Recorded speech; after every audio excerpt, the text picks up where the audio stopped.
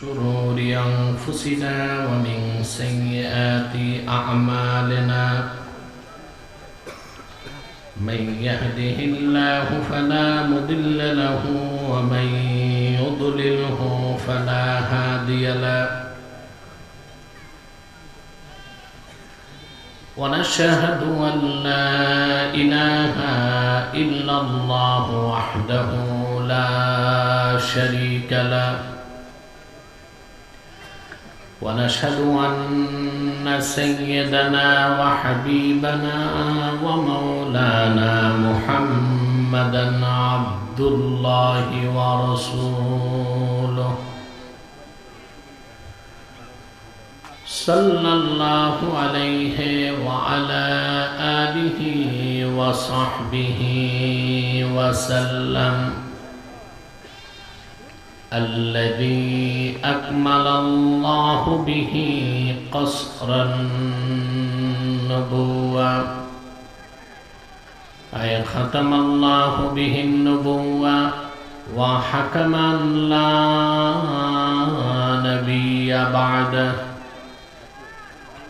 وأعلن في القرآن بالبرهان أن محمدًا صلى الله عليه وسلم خاتم النبيين والمرسلين الذي أرسله بالحق بشيرا ونذيرا وداعيا إلى الله بإذنه وسراجا منيرا فقد قال الله تعالى في كلامه المجيد والفرقان الحميد أعوذ بالله من الشيطان الرجيم بسم الله الرحمن الرحيم يا أيها الناس اعبدوا ربكم الذي خلقكم والذين من قبلكم لعلكم تتقون mic নে eco বন্ধ করো কোনো ইকো থাকবে না স্টার্টিংটা ভালো ছিল ইকো বন্ধ করো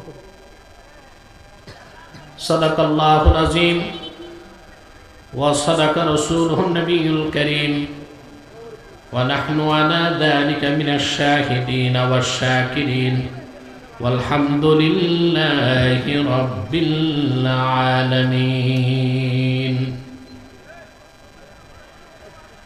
innallaha wa malaikatahu yusalluna 'alan nabi ya ayyuhalladhina amanu sallu 'alaihi وسلموا تسليما اللهم صل على سيدنا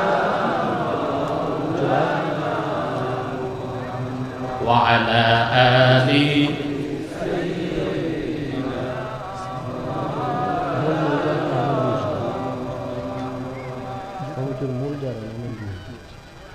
এতগুলো মানুষ দরুদ শরীফ পড়লেন, আওয়াজ তো হইল না। সমস্যা কি? অসুস্থতা না দুর্বল কৃপণতা? একটা সমস্যা আছে না, কথা বলেন। হয় অসুস্থতা নয় কৃপণতা। আসুন হৃদয়টাকে উজাড় করে মহব্বতের সাথে পড়ি আল্লাহুম্মা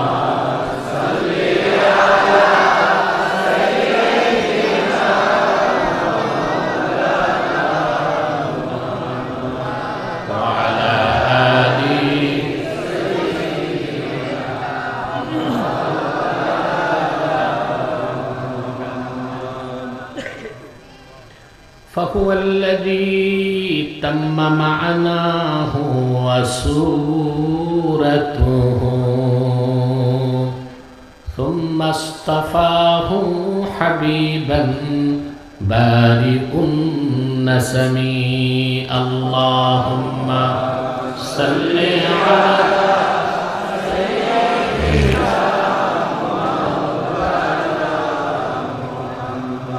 على سيدنا مولانا محمد मेरा दिल तड़प रहा है मेरा जल रहा है सीना ये दवा वहीं मिलेगी मुझे ले चलो मदीना अल्लाहुम्मा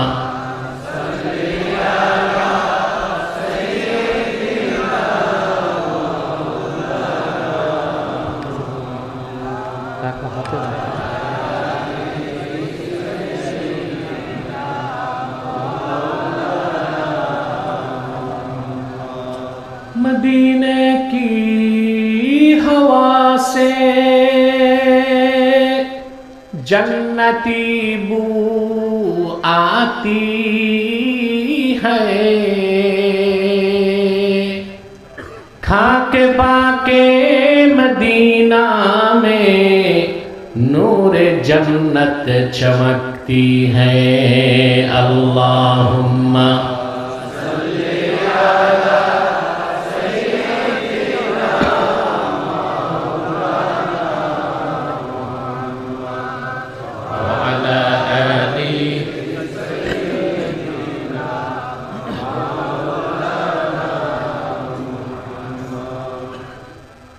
मुहम्मदुन रसूलुल्लाह सल्लल्लाहु अलैहि वसल्लम खतमल्लाहु बिहिन नबुव्वा व हकमन ला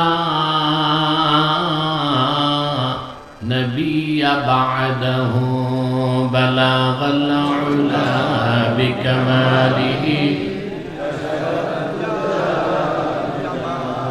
हसनत जमीअ खिसालिही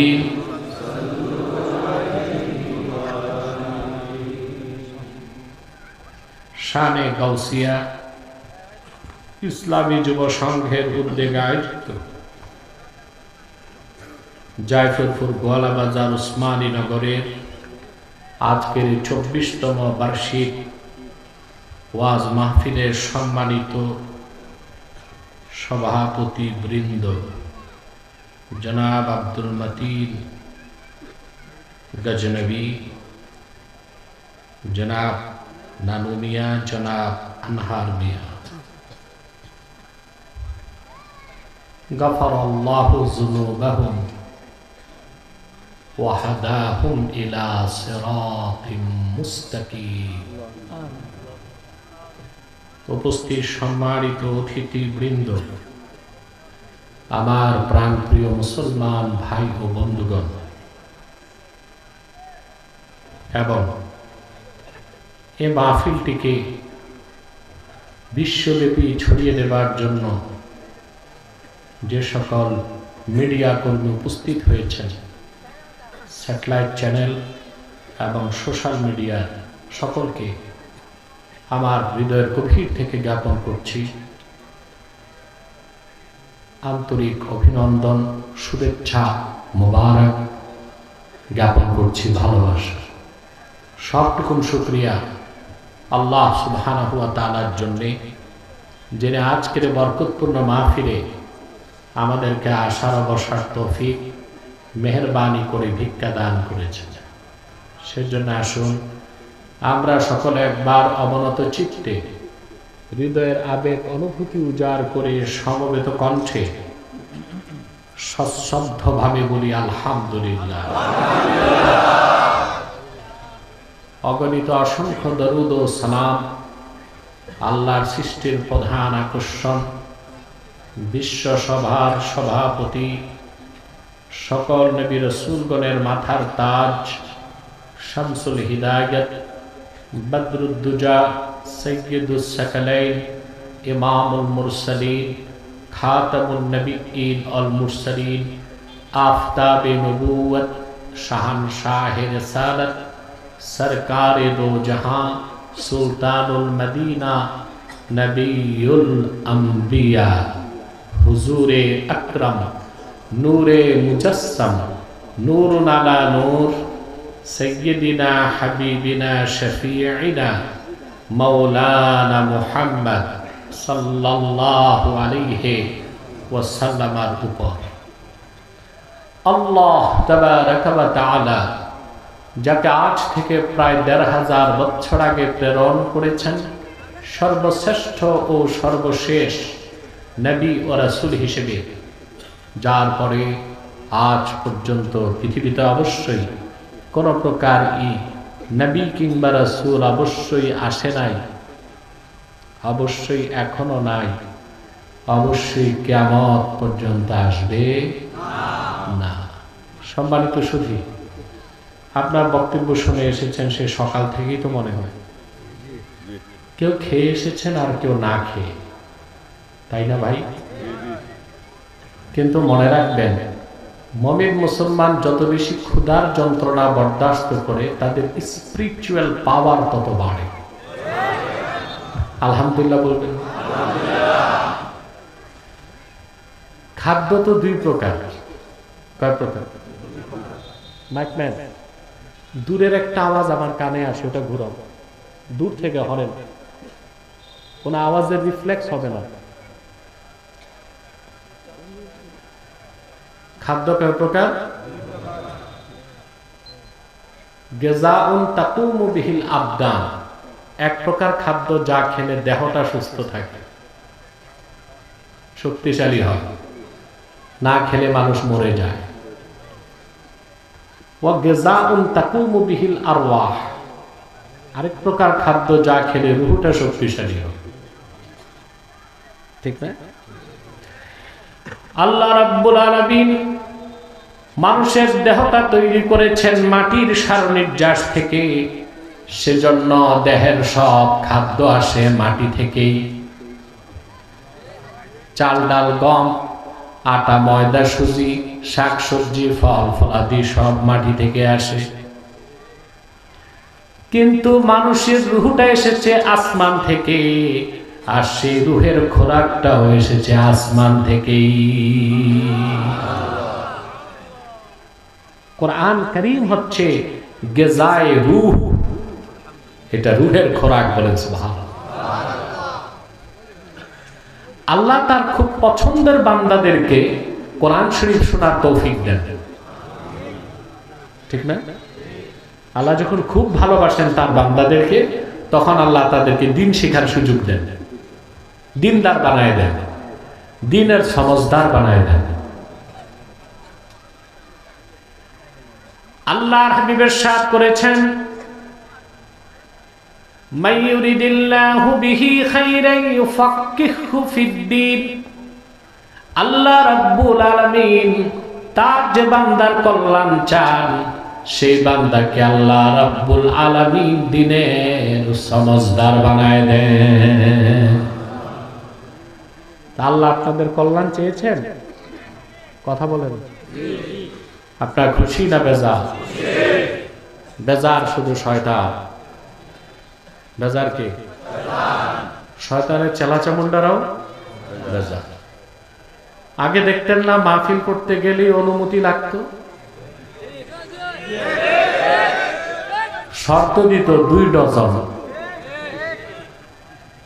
30-32টা শর্ত দিত, যারা বিরক্ত হয়ে মানুষ মাহফিল করা ছেড়ে দেয়। কিন্তু নির্ভর জালেমের দল বুঝতে পারে নাই যে দেশের মানুষ আল্লাহর কোরআনের জন্য বুকের রক্ত দিতে জানে, হাজার শর্ত দিয়া আল্লাহর কোরআনের মিশন থেকে তাদেরকে সরানো যাবে না। প্রমাণ পাইছে তারা? খাতায় কলমে না হাতে কলমে? কোথায় তারা? দূরবীন দিয়ে খুঁজে তো পাওয়া যাচ্ছে না। পাওয়া গেলেও পাওয়া যাবে আসাম আর ত্রিপুরার কোন জঙ্গলে আছে।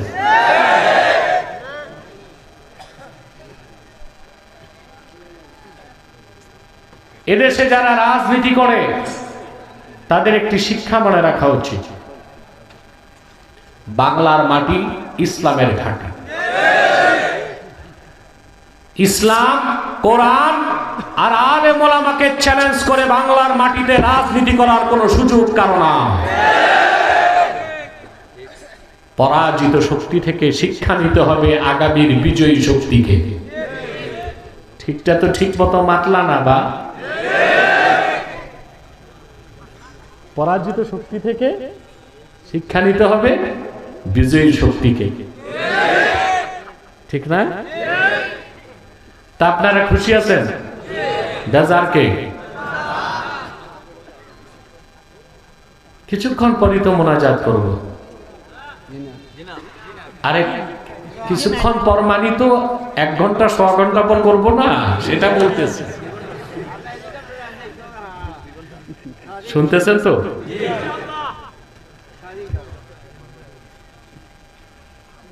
শয়তান ওয়াসওয়াসা দিবে আপনাদের, সেজন্য আমাদের মজবুত হতে হবে। আর নেক নিয়ত করে শয়তানের নাপাক গালে চপেটা ঘা করতে হবে। আমরা নিয়ত করছি কিছুক্ষণ পরে আজকের মুনাজাত করে গুনাহ মাফ করে নিষ্পাপ বেহেশতি আল্লাহওয়ালা হয়ে বাড়ি যেতে চাই। কারা কারা হাত তুলে আল্লাহ তাআলাকে দেখা?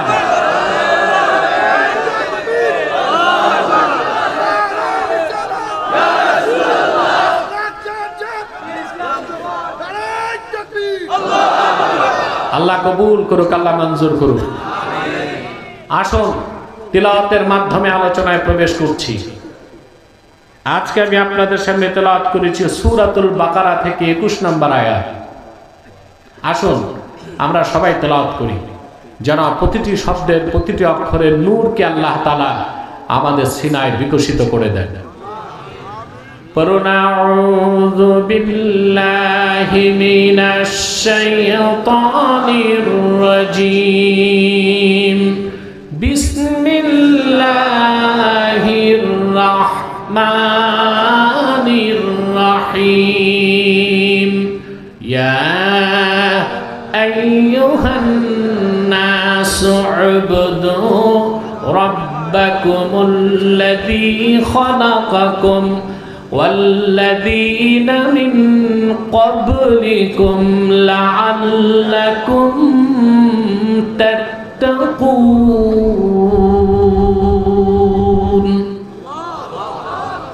আল্লাহ তাআলা তার আখিরি নবী মুহাম্মদ সাল্লাল্লাহু আলাইহি ওয়াসাল্লামের উপর অবতীর্ণ কোরআন কারীমে গোটা মানব জাতিকে সম্বোধন করে বলেন, ইয়া আইয়ুহান নাস, হে মানব জাতি, উ'বুদু রাব্বাকুম, তোমরা তোমাদের রবের ইবাদত করো।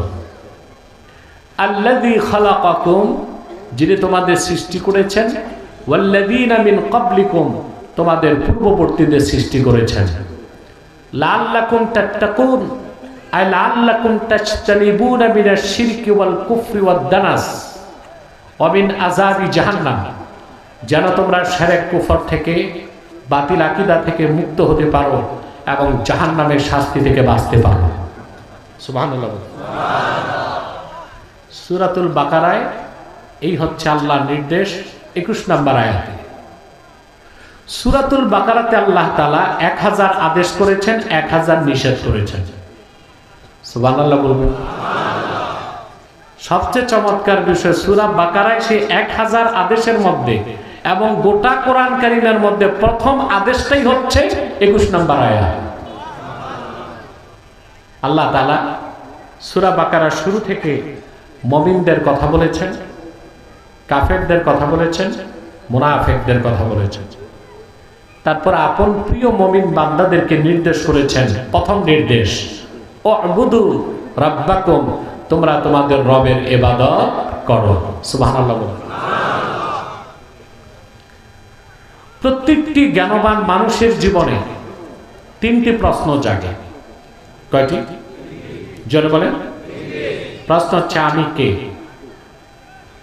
আমার আইডেন্টিটি কি? আমার পরিচয় কি? কোরআন শরীফ এই প্রশ্নের জবাব দেয়। ওয়ালাকাদ কাররামনা বনি আদম ওয়া হামালনাহুম ফিল বাররি ওয়াল বাহরি ওয়া রাযাকনাহুম মিনাত তাইয়্যিবাত। আমি আদম সন্তানদেরকে সম্মানিত করেছি, জল এবং স্থলে তাদেরকে কর্তৃত্ব দিয়েছি, আর এই পৃথিবীর সবচেয়ে মূল্যবান জিনিসগুলোকে তাদের জন্য রিজিক বানিয়ে দিয়েছি। আমি কে? আমি আল্লাহর শ্রেষ্ঠ সৃষ্টি। সুবহানাল্লাহ। কোরআন সুন্নাহ বাদ দিয়ে যদি বিজ্ঞানকে প্রশ্ন করে তো তারা উত্তর দিবে যে আমরা হচ্ছি ন্যাচারাল সিলেকশন। নাউজুবিল্লাহ। অর্থাৎ প্রকৃতির নির্বাচন। নাউজুবিল্লাহ বলবেন। কাফের মুশরিক নাস্তিক অবিশ্বাসী যারা, তারা বলবে আমরা হচ্ছে ন্যাচারাল সিলেকশন, অর্থাৎ এমনি এমনি হয়ে গেছে। নাউজুবিল্লাহ। বিজ্ঞান নামের এই গাঁজাখুরি গল্প আবার আমাদের বইপত্রে পড়ানো হয় বিজ্ঞানের নামে, যেটা বিবর্তনবাদ, যে মানুষ হচ্ছে ন্যাচারাল সিলেকশন। নাউজুবিল্লাহ বলে প্রকৃতির নির্বাচন, অর্থাৎ প্রকৃতিতে এমনি এমনি মানুষ হয়ে গেছে। নাউজুবিল্লাহ বলবেন না? আমাদের বাংলাদেশ ধ্বংসের মূল হচ্ছে আমাদের ত্রুটিপূর্ণ শিক্ষা ব্যবস্থা। আমরা উন্নত শিক্ষা ব্যবস্থা পাই নাই, যে শিক্ষা আমাদেরকে না আখেরাতে মুক্তি দিবে না দুনিয়াতে সমৃদ্ধি দিবে। বিশেষ করে গত 15 বছর যারা ক্ষমতায় ছিল, ভারতের রয়ের পরামর্শে তারা বাংলাদেশের শিক্ষা ব্যবস্থার মেরুদণ্ডকে ভেঙে দিয়েছিল। পরীক্ষা উঠাই দিয়েছে, সিলেবাস নাই, ছাত্রছাত্রীরা স্কুলে যে লেখাপড়া বাদ দিয়ে ফুল বানাতো, হাড়ি বানাতো, পাতিল বানাতো, খিচুড়ি রান্না করতো, ডিম ভাজা শিখতো, বাবুর্চি বানাইতো সবগুলো। ঠিক না? এমন শিক্ষা ব্যবস্থা আমরা পাই নাই যে আমরা আখেরাত পেতে পারি, দুনিয়ায় উন্নতি করতে পারি। আমাদের দেশে বিজ্ঞানের ঢুকানো হয়েছে বিবর্তনবাদ, যে মানুষ হচ্ছে ন্যাচারাল সিলেকশন। বলে নাউজুবিল্লাহ।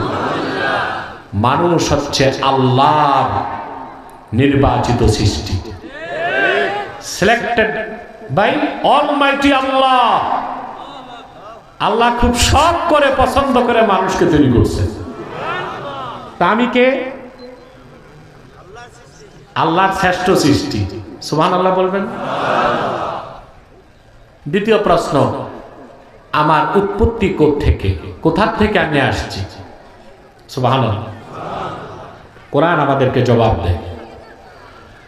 وَقُلْنَا يَا آدَمُ اسْكُنْ أَنْتَ وَزَوْجُكَ الْجَنَّةَ وَكُلَا مِنْهَا رَغَدًا حَيْثُ شِئْتُمَا وَلَا تَقْرَبَا هَذِهِ الشَّجَرَةَ فَتَكُونَا مِنَ الظَّالِمِينَ।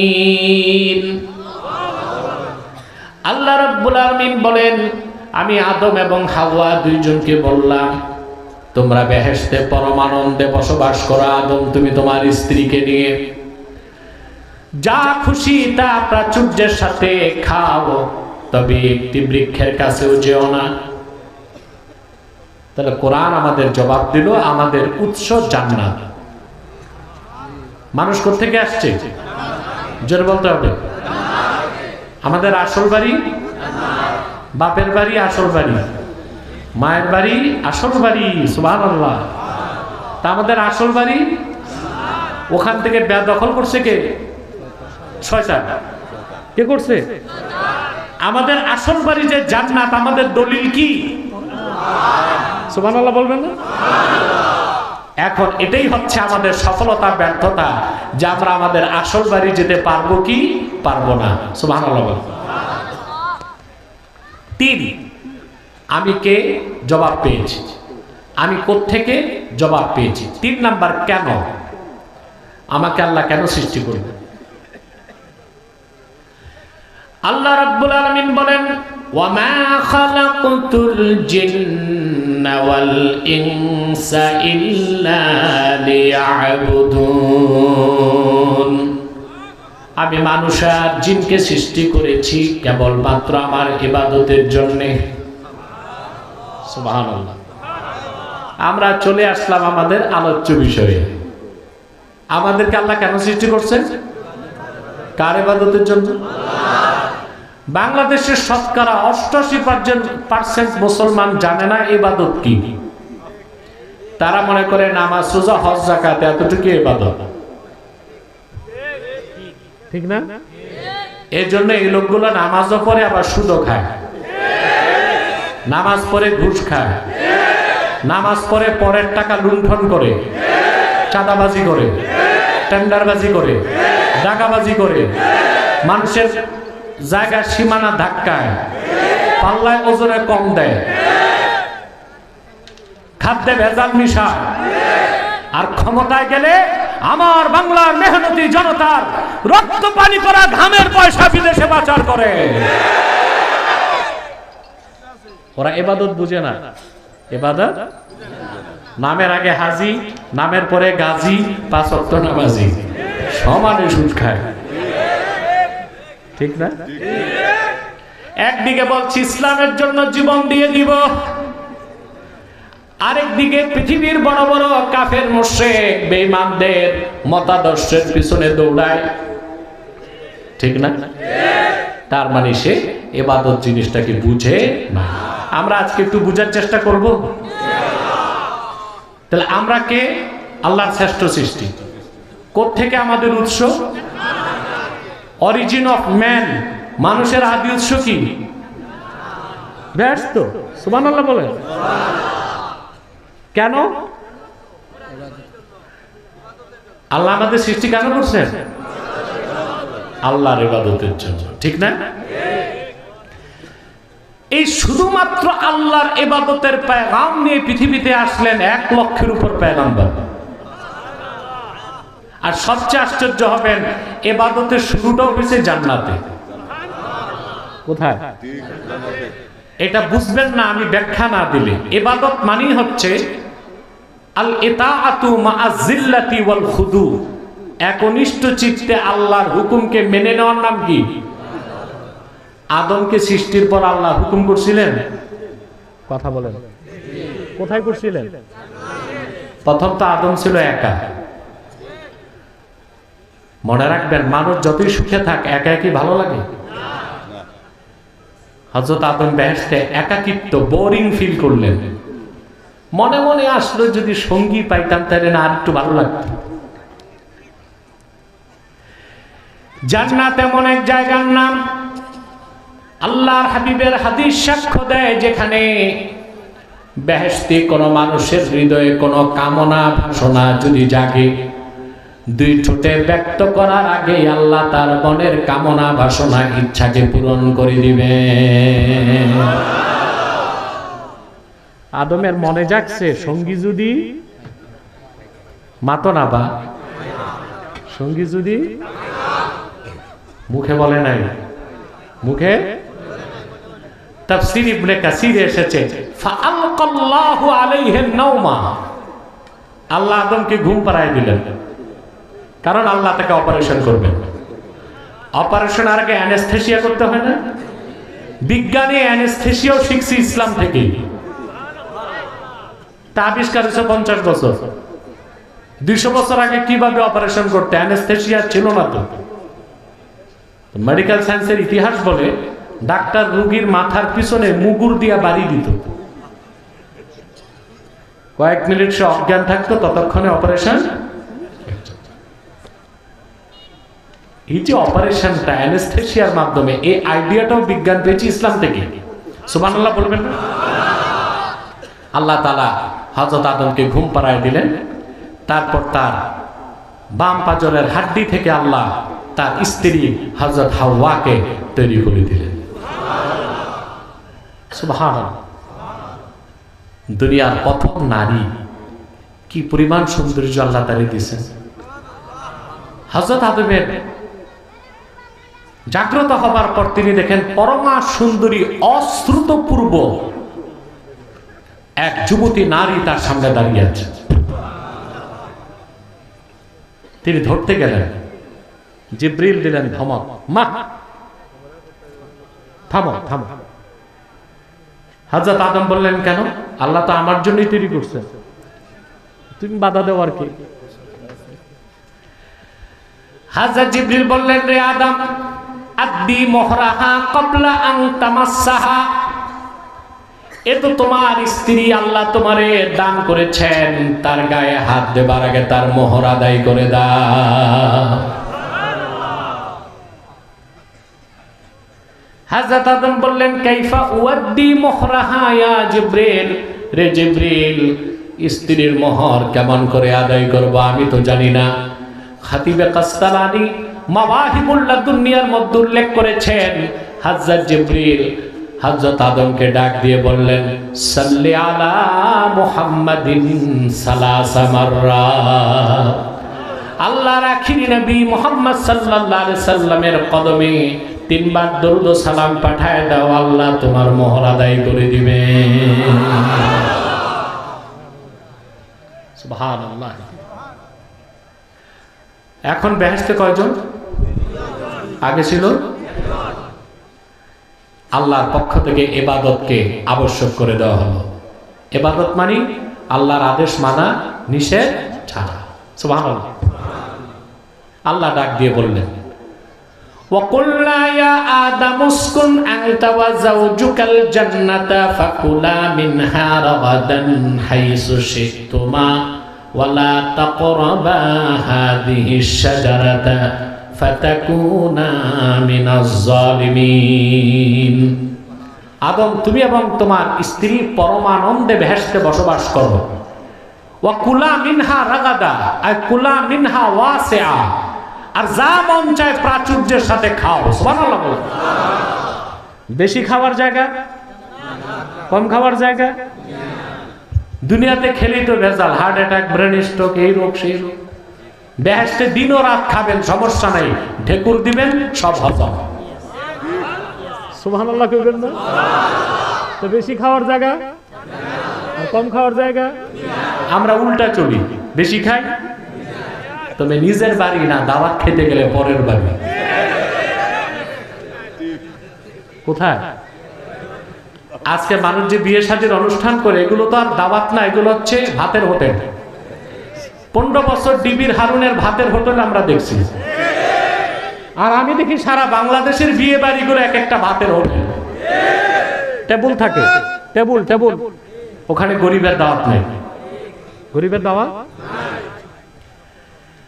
আপন ভাই, গরিব মানুষ, শ্রমিক, মজদুর, রিক্সা চালক, মেয়ের বিয়েতে তার দাওয়াত নাই।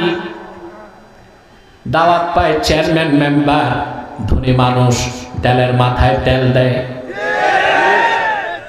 বুভুক্ষ ক্ষুধার্ত গরিব ভাইটা প্যান্ডেলের পাশ দিয়া হেঁটে চলে যায়, পোলা গোস্ত কোরমার গ্রাম তার নাকে গেলে হৃদয়টা ত্রাহি ত্রাহি করে এক লোকমা খাবারের জন্য, কিন্তু তার দাওয়াত নাই। চোখের পানি মুছে চলে যায়। কিন্তু বেকুফ, তুমি যদি তোমার ক্ষুধার্ত গরিব ভাইটাকে আদর করে বসায় খাওয়াতা, হতে পারত তোমার মেয়ের বিয়েটা আল্লাহ দরবারে কবুল হয়ে যেতে পারত। দাওয়াত দেয় ধনী মানুষকে, টেবুল থাকে, এর মানে দিয়ে যান, খেয়ে যান। তো ডিবির হারুনের ভাতের হোটেলের মতোই না?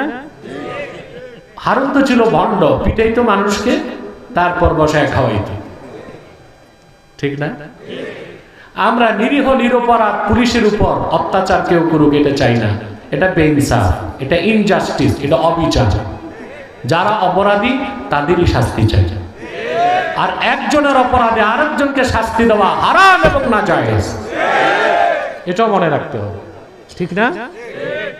আজকে বাংলাদেশে চরম অরাজকতা চলছে। আমরা যদি অরাজকতা বন্ধ করতে না পারি, তাহলে আমার বক্তব্যগুলো শুনে আসতেছেন আগ থেকে, বাংলাদেশ সিভিল ওয়ার বা গৃহযুদ্ধের দিকে চলে যাবে। তখন কিন্তু দেশ বাঁচানোই মুশকিল হয়ে যাবে। রাজনীতি করবেন কেমনে, আর নির্বাচন করে ক্ষমতায় যাবেন কেমনে? দেশ রক্ষা মুশকিল হবে না? অতএব হার্ড ইউনিটির মাধ্যমে এই দেশকে রক্ষা করতে হবে। আর জাস্টিস বা ন্যায় বিচার ছাড়া দেশকে সঠিক গন্তব্যে পৌঁছানো সম্ভব নয়। কথা বুঝতেছেন? তো বেশি খাওয়ার জায়গা, কম খাওয়ার জায়গা। আমরা বেশি খাই নিজের বাড়ি না, দাওয়াত খেতে গেলে। ওই যে এক ছোটা প্রকৃতির মানুষ দাওয়াত খাইছে, তো বন্ধু জিজ্ঞেস করছে কি খাইছো? কই বেশি না, আজকে তেমন চালাইতে পারি নাই। কি খাইছো? 10টা রোস্ট, 8টা ব্রোস্ট, 6 প্লেট পোলাও, 12টা কবাব, 1 কেজি গোস্ত, জর্দা 3 প্লেট, দই 4 বাটি। আজকে শরীরটা ভালো না, তেমন চলে না। এই যদি হয় অসুস্থ অবস্থার কাজ, তাহলে সুস্থ থাকলেও কি করবো? তা আজ তো ড্যাক দিলে খাবো। কিন্তু বেহেশতে আপনি যত খুশি তত খাবেন, কোনো সমস্যা। একটা ঢেকুর সব সুবহানাল্লাহ বলবেন। আল্লাহ আদম আর হাওয়াকে বললেন যা খুশি খাও, মনটা ভরে খাও। এই যে খাও, এটা আদেশ। ওয়ালা তাকরাবা হাযিহিস শাজারা, এই গাছের কাছে যাইবা না, এটা নিষেধ। এটা কি? এটাই তো ইবাদত। ইমতিসালুল আওয়ামির ওয়া ইজতিনাবুন নওয়াহি, হুকুম মানা, নিষেধ ছাড়া, তার নাম কি? ইবাদত। ইবাদত শুরু কই? সুবহানাল্লাহ বলবেন। আপনারা জানেন হযরত আদমের সবচেয়ে বড় পরিচয় খলিফা। কি খলিফা? মানে যে খেলাফতের দায়িত্ব পায় তারে বলে খলিফা। আপনাদের দেশে দর্জিরে কয় খলিফা, কারে বলে?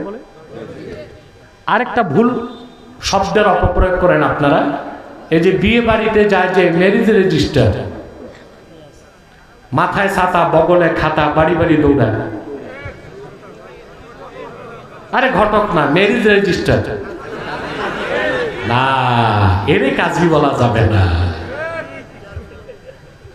আর দর্জিরে খলিফা বলা। ইসলামী রাষ্ট্রের চিফ এক্সিকিউটিভের নাম হচ্ছে খলিফা, আর ইসলামী রাষ্ট্রের শরিয়া আদালতের বিচারপতির নাম হচ্ছে কাজী। কুখ্যাত ইংরেজরা আমাদের আজিম 2 শব্দকে অপপ্রয়োগ শিখিয়েছে, আমরা তাদের এই শিখানো অপপ্রয়োগ করব না। ইসলামী রাষ্ট্রের শাসক হচ্ছে খলিফা, আর ইসলামী রাষ্ট্রের শরিয়া ভিত্তিক আদালতের বিচারপতির নাম। আদম কি ছিল? খলিফা। সুবহানাল্লাহ। এখন আসেন, খলিফা আল্লাহ ঘোষণা করছেন বেহেশতে, কিন্তু বেহেশতে তার খেলাফত শুরু, ইবাদত শুরু হয়েছে। কি ইবাদত? মানে হুকুম মানা, নিষেধ। আমি বুঝাইতে পারতেছি? মাথায় ঢুকে? হ্যাঁ। আল্লাহ রাব্বুল আলামিনের হুকুম মানলেন আদম, কিন্তু নিষেধটা মানতে পারেন নাই শয়তানের প্ররোচনায়। আল্লাহ আদম এবং হাওয়া 2 জনকে বেহেশত থেকে বহিষ্কার করলেন। আদম চলে আসলো দুনিয়ায় শ্রীলঙ্কায়, আর হযরত হাওয়া তিনি নামলেন সৌদি আরবের জেদ্দায়। জেদ্দা মিউনিসিপ্যালিটির কবরস্থানে হযরত মা হাওয়ার কবর আছে, বিশাল লম্বা। আমি জিয়ারত করছি। মাথার কাছে লেখা আছে উম্মুনা হাওয়া, আমাদের জননী হযরত হাওয়া এখানে শুয়ে আছে। ঘটনা বলা আমার উদ্দেশ্য না, ইবাদতের হাকিকতটা বোঝানোর উদ্দেশ্য। কথা বুঝতেছেন? হযরতে আদম শত শত বছর কান্না করলেন, দোয়া কবুল হয় না। তারপর আপনারা জানেন আল্লাহর হাবিব মুহাম্মদ সাল্লাল্লাহু আলাইহি ওয়াসাল্লামের ওসিলা ধরার কারণে আল্লাহ তার তওবা কবুল করলেন। স্ত্রীর সাথে তার সাক্ষাৎ হলো সৌদি আরবের আরাফা ময়দানে। আরাফা ইয়ারিফু থেকেই আরাফা, অর্থাৎ ওখানে স্বামী স্ত্রীর পরিচয় হয়েছে। সুবহানাল্লাহ। আগে ছিল কই? দুনিয়া এসে পরিচয় হয়েছে কোথায়? সুবহানাল্লাহ। মা হাওয়ার কবর কোথায়? জেদ্দায়। হযরত আদমের কবর কই? মিনাতে, মসজিদ আল খাইফে। সুবহানাল্লাহ। মসজিদ আল খাইফে। সুবহানাল্লাহ। আমার ভাইরা, ইবাদত শুরু হলো দুনিয়ায়, শুরু হলো খেলাফত। এখন খেলাফত কাকে বলে? আল্লাহর হুকুম মানা, নিষেধ ছাড়া, তার নাম ইবাদত। আল্লাহর হুকুম জমিনে মানানো আর নিষেধটাকে ছাড়ানো, তার নাম খেলাফত। হুকুম মানানো, নিষেধ ছাড়ানো, তার নাম কি? কথা বলেন। অর্থাৎ ইবাদতের সম্পর্ক ব্যক্তি জীবনের সাথে, আর খেলাফতের সম্পর্ক রাষ্ট্রের সাথে। তাহলে মুসলমানদের রাজনীতি আছে না নাই? জোরে বলতে হবে। ইসলাম থেকে রাজনীতিকে আলাদা করা যাবে না। সমস্ত উলামা একমত, আসিয়াসাতুল ইসলামিয়া জুজউল ইসলাম আল্লাযী লা ইয়াতাজাজ্জাউ। ইসলামী রাজনীতি ইসলামের একটা অংশ, তা ইসলাম থেকে কখনো আলাদা করা যায় না। ইসলামী রাজনীতি নিয়ে আমাদের দেশে ব্যাপক বিভ্রান্তি এবং ফিতনা আছে।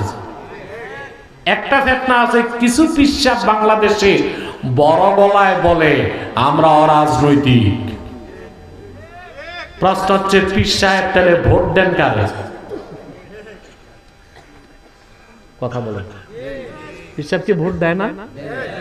তো অরাজনৈতিক কেমনে? আরে ভাই, যাকে তোমরা পৃথিবীতে রাষ্ট্রবিজ্ঞানের জনক বলো তার নাম হচ্ছে অ্যারিস্টটল, গ্রিক দার্শনিক। ঈসা রুহুল্লাহর জন্মেরও 300 বছর আগে গ্রিসে তার জন্ম। রাজনীতির উপর সে একটা বই লিখে গেছে, তার নাম দ্য পলিটিক্স। কি নাম? এই বইতে অ্যারিস্টটল নিজে লিখে গেছে, দুইটা জাতি রাজনীতি করতে পারবে না, এক পশু পাখি আর এক দেব দেবী। আর অ্যারিস্টটল ছিল মূর্তি পূজারী, দেব দেবী বিশ্বাস করতে, এগুলো তো ভণ্ড, ভুয়া। আমি তার কথাটাকে মডিফাইড করেছি। আমি বলি দুইটা শ্রেণী রাজনীতি করতে পারবে না, পশু পাখি আর ফেরেশতা। তাহলে মোলামা পীর মাশায়েখ কি পশু পাখির কাতারে না ফেরেশতা না মানুষে? তো রাজনীতি থেকে দূরে থাকা যায়? মাছ যেভাবে পানি থেকে দূরে থাকতে পারে না, মানুষ যেভাবে বাতাস থেকে বিচ্ছিন্ন থাকতে পারে না, সমাজ রাষ্ট্রে বসবাস করে পাগল ছাড়া কোনো মানুষ রাজনীতির বাইরে থাকতে। আপনি অরাজনৈতিক হবেন কেমন করে? কোনো না কোনো রাজনীতিকে তো আপনাকে সমর্থন দিতেই হবে। কথা বলেন। আরে ভাই, রাজনীতি মানে খারাপ না। আপনার যে গণতন্ত্র, সমাজতন্ত্র, ধর্মনিরপেক্ষতা, জাতীয়তাবাদের পূজা করে, এইটা খারাপ। ইসলাম যে রাজনৈতিক আদর্শ শিক্ষা দিয়েছে তা হচ্ছে খেলাফত, আর সেই খেলাফতের প্রথম দায়িত্ব পালন করেছেন মানব জাতির আদি পিতা হযরতে আদম খলিফাতুল্লাহ।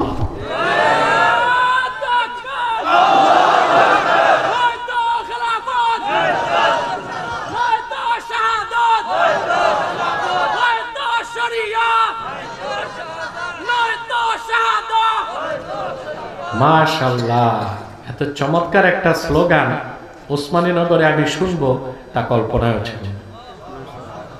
আলহামদুলিল্লাহ বলেন। স্লোগানটা শুনছেন কি বলছে? হয়তো খেলাফত নয়তো শাহাদাত। জোরে বলতে হবে, হয়তো খেলাফত, আর জোরে, হয়তো খেলাফত, হয়তো খেলাফত। এটাই মুসলমানের রাজনৈতিক আদর্শ, ঠিক না? কাজটা প্রথম করছে কে? ওনার পরিচয় কি ছিল? খলিফা। কি ছিল? এবাদত শুরু করি খেলাফত জমিনে। সুবহানাল্লাহ বলে। মুসলমান এই ইবাদত আর খেলাফত থেকে কখনো বিচ্ছিন্ন হতে পারে না। আরে ভাই, ইমানদার যদি সুন্নত তরিকায় রাজনীতি করে তার রাজনীতিটা ইবাদত, আর যদি ঈমান নাই, সুন্নত নাই, সেই রাজনীতিটা হচ্ছে হয় কোনো ব্যক্তির পূজা, নয় শয়তানের তাবেদারি। আর সেই রাজনীতিতে কল্যাণ থাকে না, মানুষের কল্যাণ নেওয়া থাকে। কি থাকে? কল্যাণ থাকে না, কল্লা থাকে। মুসলিম শরীফের হাদিস, রাসূলুল্লাহ সাল্লাল্লাহু আলাইহি ওয়াসাল্লাম ইরশাদ করেছেন, কানা বানু ইসরাঈল তাসুসুহুমুল আমবিয়া কুল্লামা হালাকা নাবিয়্যুন খালাফাহু নবী ফাইন্নাহু লা নাবিয়্যা বা'দি ফাসায়াকুনু খুলাফা। সুবহানাল্লাহ। আল্লাহর হাবিব ইরশাদ করেছেন, বনি ইসরাইলের নবীগণ রাজনীতি করতেন। সুবহানাল্লাহ কইবেন না? তা রাজনীতি যদি পচা জিনিস হইতো, বনি ইসরায়েলের নবীগণ রাজনীতি করতেন? কথা বলে না। বনি ইসরায়েলের নবীগণ রাজনীতি ছিল ইবাদত। আল্লাহর হাবিব বলেন, কুল্লামা হালাকা নাবিয়ুন খালাফাহু নবী। বনি ইসরায়েলের একজন পয়গম্বর আল্লাহর কাছে চলে গেলে আরেক পয়গম্বর তার দায়িত্ব নিতেন। আল্লাহর হাবিব বলেছেন, ফা ইন্নাহু লা নাবিয়্যা বাদি, কিন্তু আমি মুহাম্মদ সাল্লাল্লাহু আলাইহি সাল্লাম আল্লাহর শেষ নবী, আমার পরে কিয়ামত পর্যন্ত কোন নবী নাই, কোন রাসূল নাই। ফাসায়াকুনু খুলাফা, আমার উম্মতের রাজনৈতিক নেতৃত্ব দেবার জন্য অসংখ্য খলিফা আসবে। সুবহানাল্লাহ বলবেন।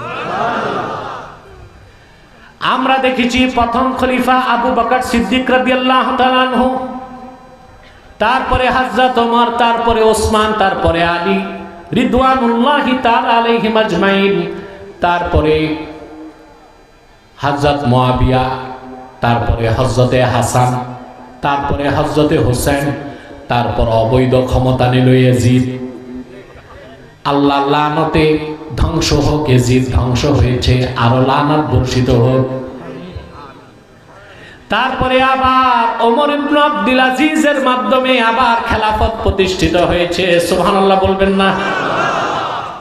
যুগে যুগে খেলাফত ছিল, আছে এবং থাকবে, শুধু নামের পরিবর্তন হয়।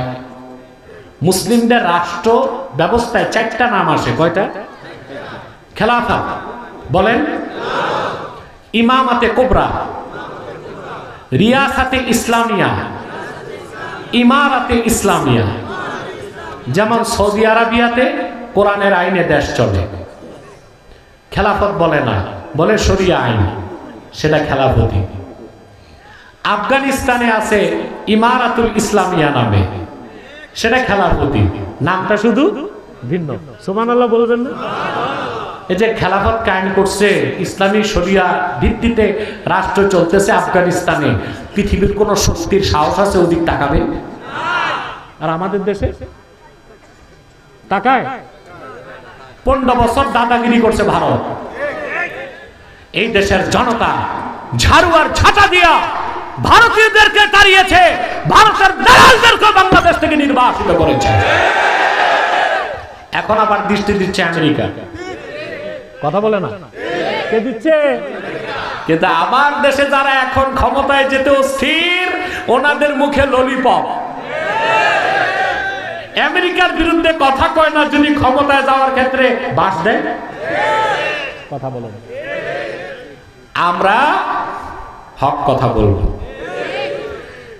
আমরা দেখি না আমাদের প্রতিপক্ষ হাতি না মাছি, যা সত্য তাই বলবো।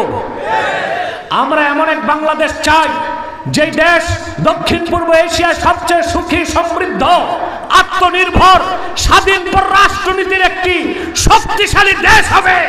যেই দেশের স্বাধীনতার দিকে ভারত তাকাতে পারবে না, চীন তাকাতে পারবে না, তাকাতে পারবে না, যে তাকাবে তার চোখ উপড়ে ফেলা হবে।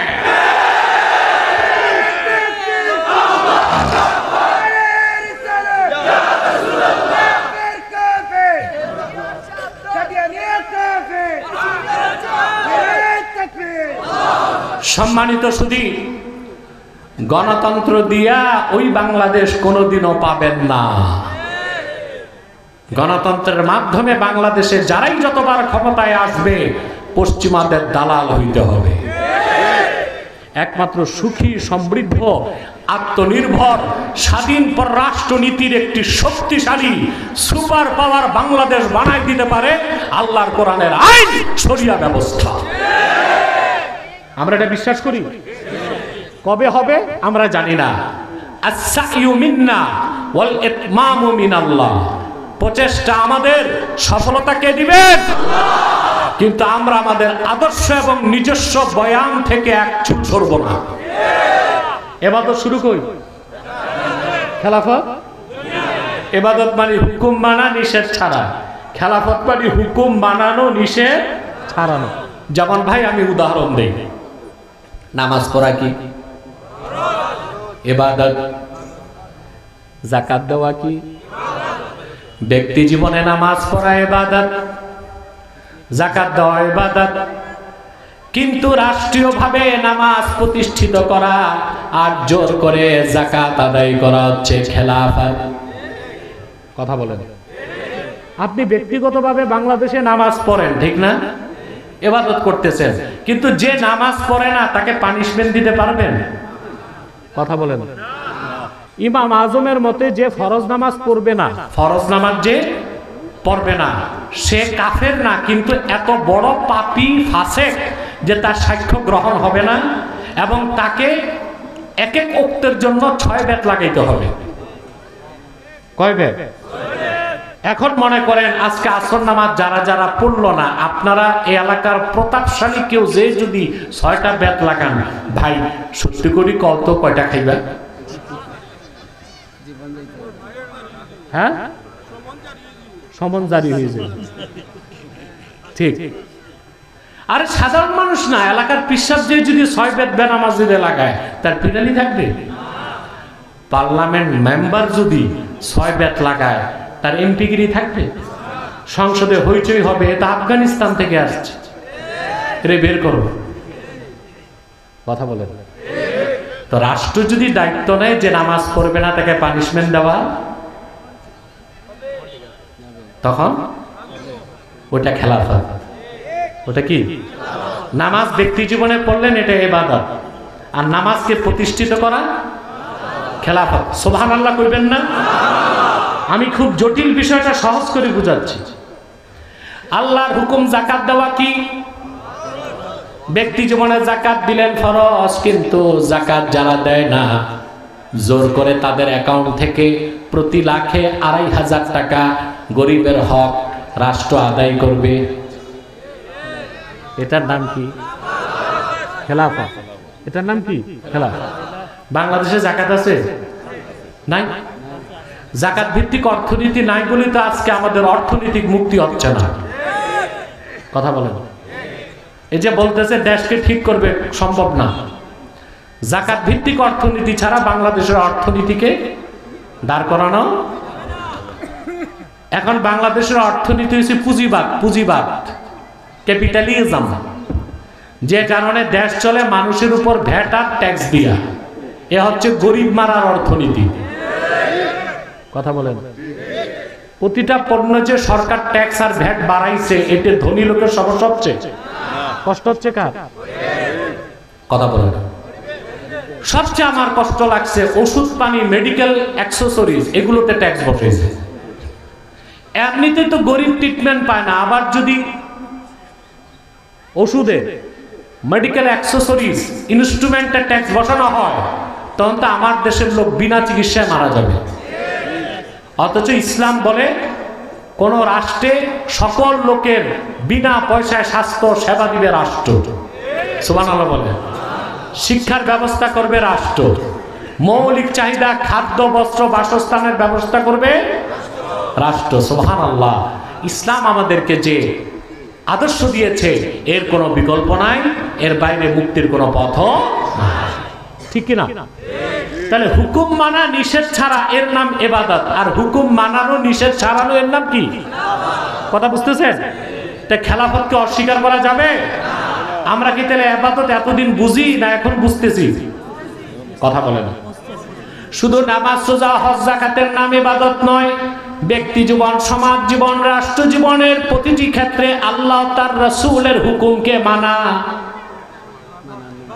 নিষেধকে ছাড়া, তার নাম হলো ইবাদত। বলেন সুবহানাল্লাহ। আল্লাহ কিংবা আল্লাহ রাসূলের একটি সিদ্ধান্তকে যে ব্যক্তি অস্বীকার করবে, আমার আল্লাহর ফতোয়া অনুযায়ী সেই লোকটা কোনোদিনও মুসলমান হতে পারে না। পারে? রাসূলুল্লাহর সিদ্ধান্তকে যে স্বীকার করবে না, সে মুসলিম না মুসলিম? আমরা কি আল্লাহর হাবিবের সকল সিদ্ধান্ত গ্রহণ করতে পেরেছি? কিন্তু দাবি করতেছি সুন্নি মুসলমান। আমরা তো ভালো মুসলমানই হই নাই, সুন্নি তো অনেক আপার গ্রেড। সুন্নি কি? আমরা ভালো মুসলমানও হইতে পারে, কিন্তু দাবি করতেছি কি? সুন্নি। আবার বলে গরম সুন্নি,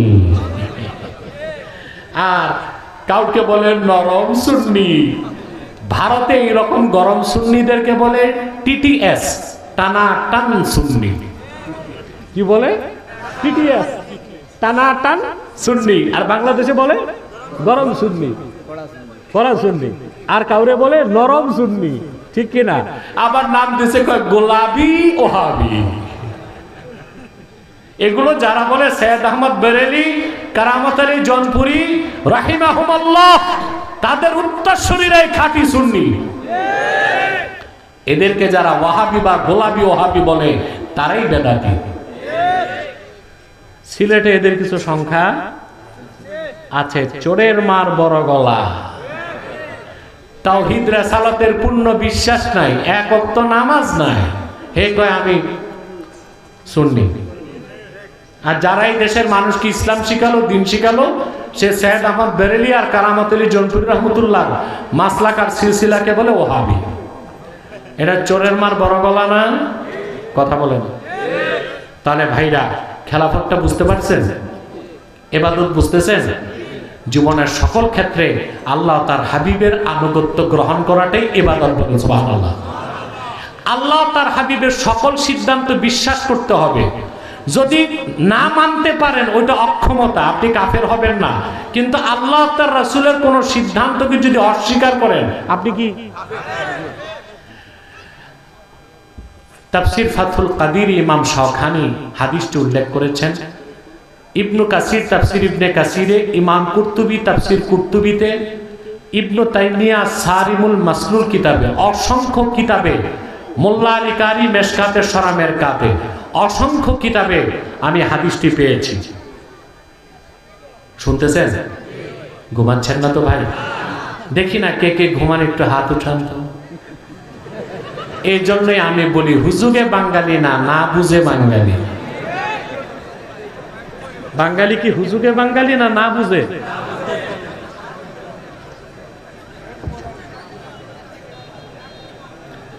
আমার বক্তব্য শুরু হয়েছে, 1 ঘন্টা পার হয়েছে। আরো কিছু সময় আমি থাকতে চাই। আপনাদের সহযোগিতা পাবো? ধৈর্যের পরিচয় দিবেন? একটা মানুষ উঠা তো দূরে থাক, মাথাটাও নাড়তে পারবেন না, চুপচাপ বসে থাকতে হবে। রাসূল কারীম সাল্লাল্লাহু আলাইহি ওয়াসাল্লামের নূরের জামানায় এক মুসলিম আর এক ইহুদি ঝগড়া লাগছে। বিচার গেছে আল্লাহর হাবিবের কাছে। সাক্ষী প্রমাণের ভিত্তিতে রাসূলুল্লাহ সাল্লাল্লাহু আলাইহি ওয়াসাল্লাম বিচার করলেন, রায় পেয়ে গেল ইহুদি। সুবহানাল্লাহ কইবেন? আরে ভাই, এর নাম ইসলাম। ইসলামের চেয়ে বেশি আইনের শাসন কোন আদর্শ দিতে পারে না। ইসলামী রাষ্ট্র ব্যবস্থায় ইসলামী আইনে কে শ্বেতাঙ্গ, কে কৃষ্ণাঙ্গ, কে মুসলিম, কে অমুসলিম তা দেখার সুযোগ নাই আইনের ক্ষেত্রে। কিসের ক্ষেত্রে? আইনের ক্ষেত্রে। কিন্তু পরিচয় আমার মুসলিম, তার অমুসলিম। কিন্তু আইনের ক্ষেত্রে অধিকার সবার। সুবহানাল্লাহ বলবেন? রায় পেয়ে গেল কে? ইহুদি। ওই মুসলিমটা বেজার হয়ে গেল, রাসূলুল্লাহর সিদ্ধান্তকে মানল না। সে বলল, ইয়া রাসূলুল্লাহ সাল্লাল্লাহু আলাইহি ওয়াসাল্লাম, বিচারটা আরেকবার করার জন্য আমাদেরকে হযরত ওমরের কাছে পাঠান। আল্লাহর হাবিব বলেন, যাও ওমরের কাছে। মুসলিম আর ইহুদি দুজন হযরত ওমরের কাছে এসে বসল, ওনার কাছে উপস্থিত। হযরত ওমর বলেন, কেন এসেছো? বলল, বিচারের জন্য।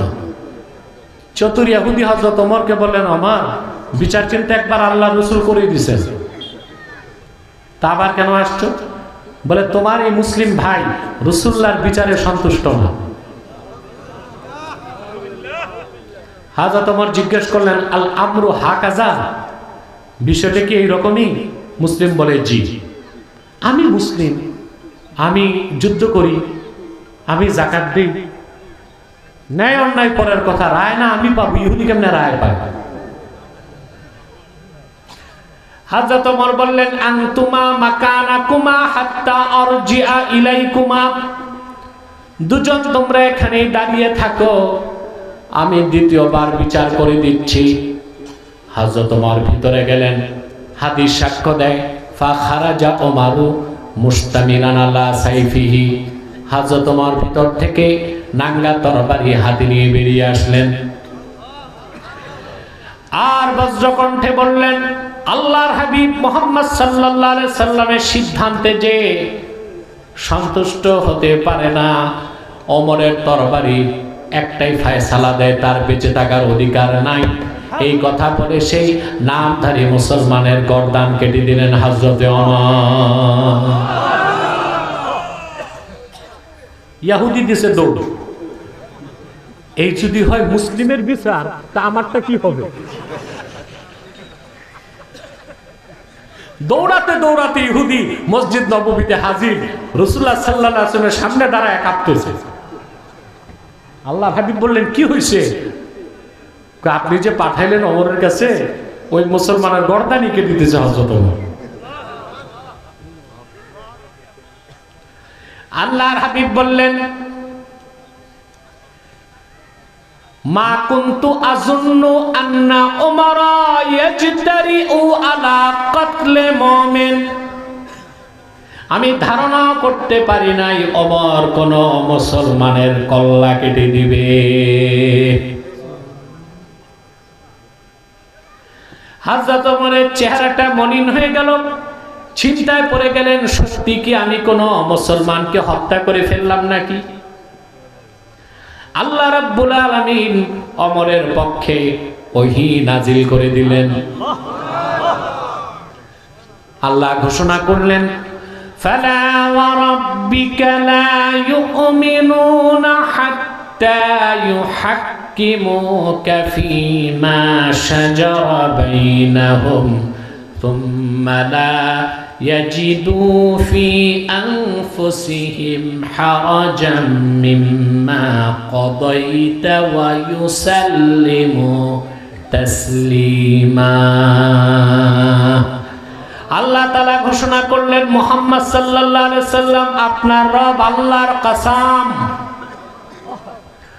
যতক্ষণ পর্যন্ত আপনার সাহাবীগণ তাদের ক্ষেত্রে সৃষ্ট বিরোধ নিরসনে আপনি মুহাম্মদ সাল্লাল্লাহু আলাইহি সাল্লামের ফয়সালাকে না মানবে, সন্তুষ্ট চিত্তে খুশি মনে, আমি আল্লাহ কসম করে বলছি তারা মুসলমান হতে পারে না। তাহলে ওমর যে লোকটার গর্দান কেটেছে সে মুনাফিক ছিল, মুসলিম ছিল না। কারণ আপনি আমার হাবিব মুহাম্মদ সাল্লাল্লাহু আলাইহি সাল্লাম আপনার হুকুমকে যে মানে নাই, সিদ্ধান্ত যে মেনে নেয় নাই, আমি আল্লাহর কাছে যে মুসলিম না।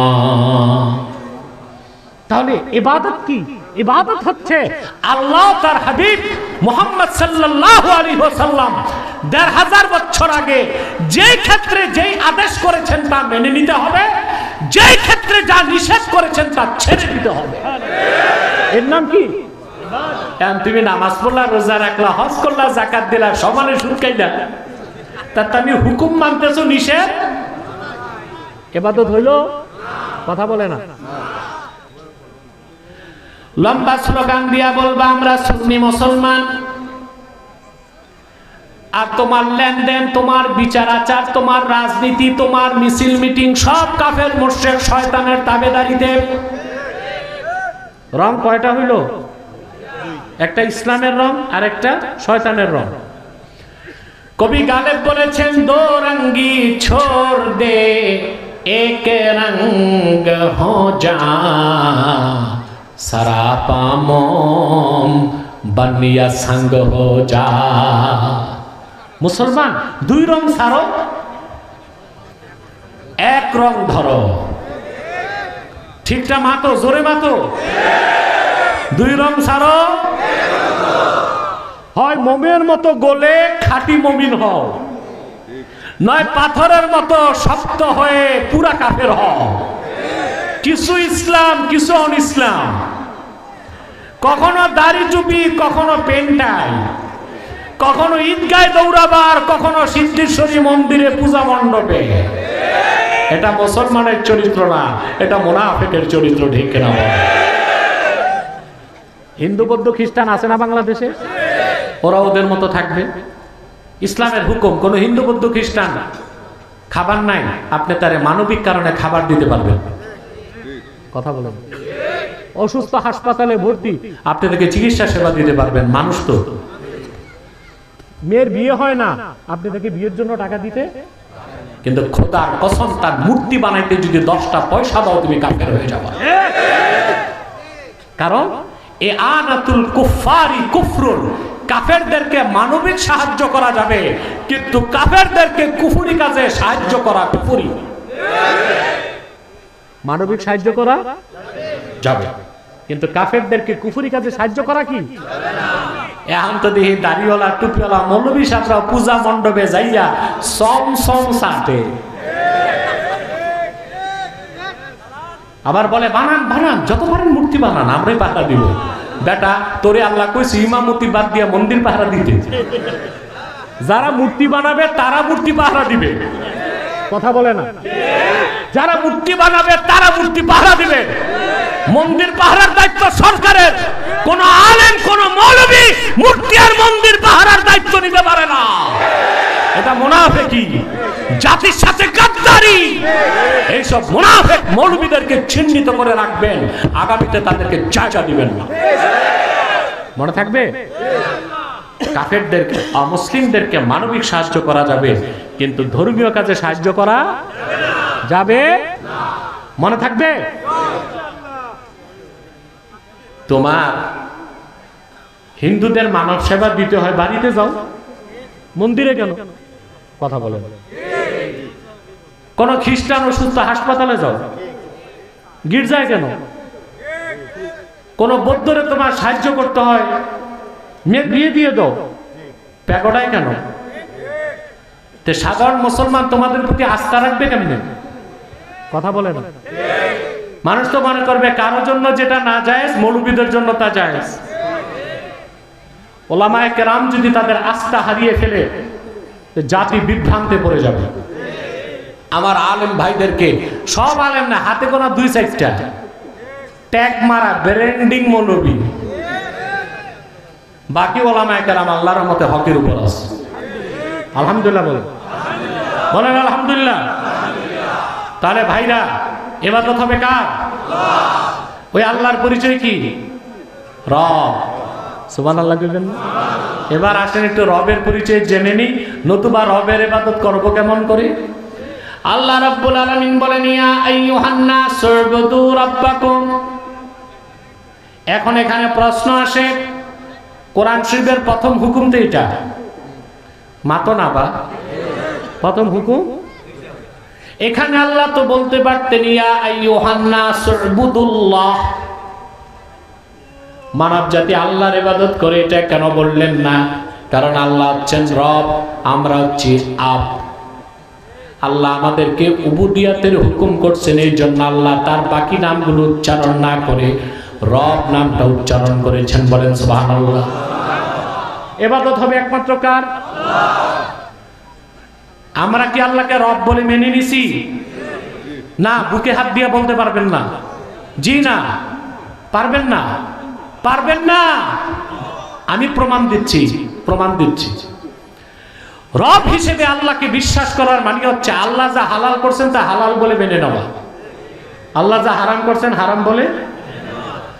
আল্লাহ যেটা হালাল করছে মানুষ ওটারে হারাম করে বাংলাদেশে, আল্লাহ যেটা হারাম করছেন মানুষ সেটা। তাহলে তো বোঝা যায় আপনি মানুষের হালালটারে মানলেন, আল্লাহর হারাম হালালটা মানলেন না। আল্লাহ হারাম করছে সেটা মানলেন না, মানুষ হালাল করছে ওইটা মানলেন।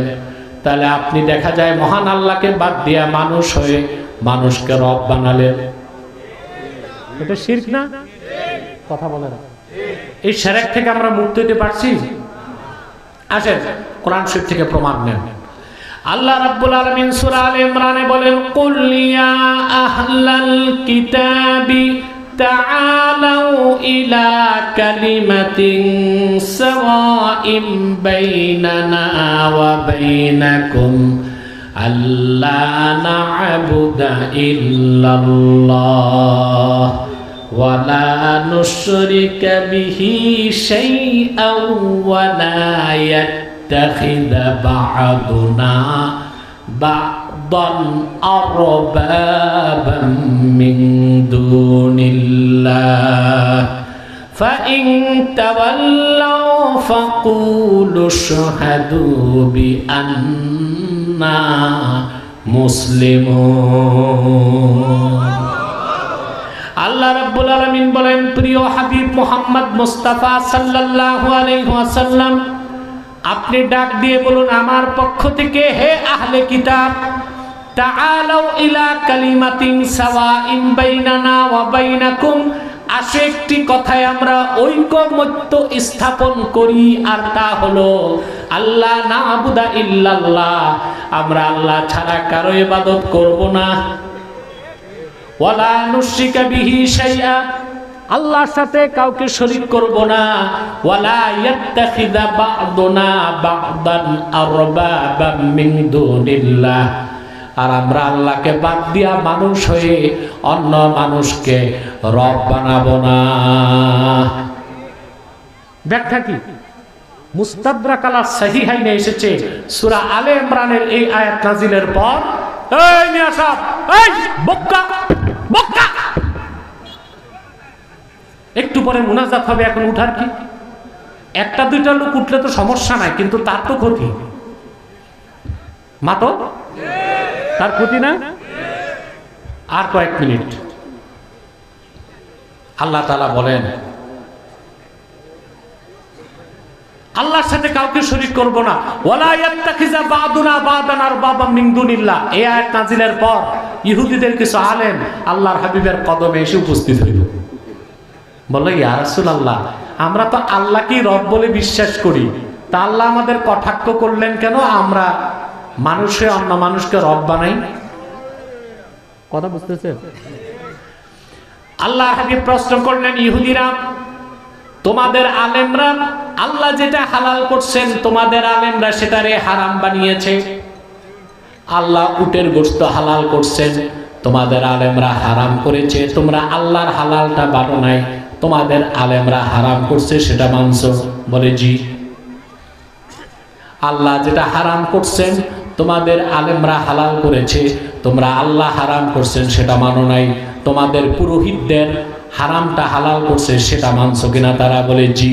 আল্লাহর হাবিব বললেন, এভাবেই তোমরা আল্লাহকে বাদ দিয়া মানুষ হয়ে মানুষকে রব বানিয়েছো। তাহলে বোঝা যায় আল্লাহ যেটা হালাল করেন কিয়ামত তক পৃথিবীর কোনো মানুষ তা হারাম করতে পারে না। আল্লাহ যেটা হারাম করেছেন কিয়ামত তক পৃথিবীর কোনো মানুষ তা হালাল করতে পারে না। মানুষ যদি আল্লাহ যেটা হালাল করছেন সেটা বাদ দিয়া নিজেরা সেটারে হারাম বানায়, আল্লাহ যেটা হারাম করছেন সেটারে যদি তারা হালাল বানায়, ওই মানুষগুলো তাগুত হয়ে যায়, অর্থাৎ কাফেরদের নেতা। আর আল্লাহর আইন বাদ দিয়া মানুষের আইনগুলো যারা গ্রহণ করে তারা মুশরিক হয়ে যায়, আল্লাহর রুবুবিয়তে অন্যকে শরীক করার চেষ্টা করার কারণে। কথা বলে না? আমরা কি রব হিসেবে আল্লাহকে মানতে পারছি? পারি নাই তো। কথা বলে না? এই যে আপনারা এমপি বানান না, এই এমপি মানে কি? আইন প্রণেতা। কি আইন বানাইতে পারেন না? কথা কয় না। তারপর ওরা সংসদে যায় না, যার পর বিল পাস হয়। বিল যখন উত্থাপন হয়, স্পিকার মোটা গলায় বলে, এই বিলের পক্ষে কারা কারা হ্যাঁ বলুন। সব একসাথে বলে হ্যাঁ। তারপর স্পিকার আইন বানায়, হ্যাঁ জয়যুক্ত হয়েছে, হ্যাঁ জয়যুক্ত হয়েছে, হ্যাঁ জয়যুক্ত হয়েছে। কোরআনে আল্লাহ করে রাখছেন হালাল, ওইটার ওরা হাই জয়যুক্ত করে কি বানাইছে? কোরআনে আল্লাহ করে রাখছেন হারাম, ওটাকে ওরা হাই জয়যুক্ত করে কি করছে? যেমন যেমন এই তো মদ খাওয়া কি, কিন্তু বাণিজ্য মন্ত্রণালয় ট্যাক্স নেয়, এটা লাইসেন্স দেওয়া হয়েছে। কথা বলেন? বিয়ে করা কি হালাল, কিন্তু বাংলাদেশের পরিবার শিশু ও মহিলা মন্ত্রণালয় আইন পাস করছে। আইনটা বহুদিন যাবত চলতেছে। ছেলের বয়স যদি 21 না হয়, মেয়ের বয়স 18 না হয়, এটা বাল্য বিবাহ। এর চেয়ে বড় হারাম কাজ ওদের মধ্যে নাই। আল্লাহ করছেন হালাল, ওরা করছে বয়সের ফের ধরে। কি ধরে? অপরদিকে প্রচলিত আইনে বলা আছে, বাংলাদেশের সংবিধানে এবং আইনে, ফ্রিডম অফ এক্সপ্রেশন, অর্থাৎ স্বাধীনতা।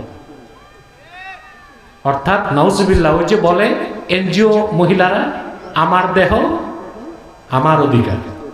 নাউজুবিল্লাহ, এটার নাম ফ্রিডম অফ এক্সপ্রেশন, মুক্ত চিন্তা। ছেলের বয়স যাই থাক, মেয়ের বয়স যাই থাক, ওরা যদি একটু নিজেরা মন দেয়া নেয়ার মাধ্যমে বিয়ে শাদী ছাড়া একটু চা বাগানে, জঙ্গলে, রেস্তোরাঁয়, হাওরে যাইয়া একটু free mixing, live together, free mixing, live together, লুচ্চামি, বদমাশি, জেনা করে, এটা হালাল কাজ। কথা বলেন, ছেলেও রাজি, মেয়েও রাজি, বিয়ে তো করে নাই, সমস্যা। কিন্তু 10,000 লোক এক জায়গায় বসে বড় পীর সাহেব এনে বিয়ে পড়াইছে, ছেলের বয়স 21 হয় নাই, 20 বছর 6 মাস, আর মেয়ের বয়স 18 হয় নাই, 17 বছর 6 মাস। তাদের আইনে এটা কি? হারাম। এটার নাম বাল্য বিবাহ। এটার নাম কি? যদি পুলিশ খবর পায় বিনা ওয়ারেন্টে দনবিয়াই অ্যারেস্ট, মেহমানরা অ্যারেস্ট, বাবুর্চিও অ্যারেস্ট, ওই যে মাথায় ছাতা বগলে খাতা, এ সবার আগে অ্যারেস্ট। বেটার সনদ বাতিল, কাজীগিরি। আহা, আল্লাহ করছে হালাল, ওরা আইন করে করছে। মদকে আল্লাহ করছেন হারাম, ওরা আইন করে করছে।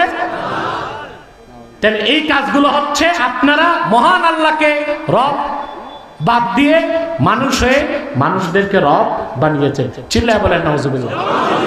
এটা হচ্ছে পলিটিক্যাল শিরক, রাজনৈতিক শিরক। বিদায় লগ্নে বলে যায়, শুধু বাংলাদেশে সংস্কার করলেই হবে না, সংস্কার করতে হবে সংসদে, সংস্কার চাই আইনে, সংস্কার চাই সংবিধানে, শিরক মুক্ত সংবিধান চাই, কুফর মুক্ত আইন চাই, শিরক মুক্ত পার্লামেন্ট চাই। মানুষের মন গড়া আইনে দেশ চলবে না। কোরআন সুন্নাহ ইজমা এবং কিয়াসের আলোকে একটি তাওহীদ ভিত্তিক সংবিধান আমরা চাই।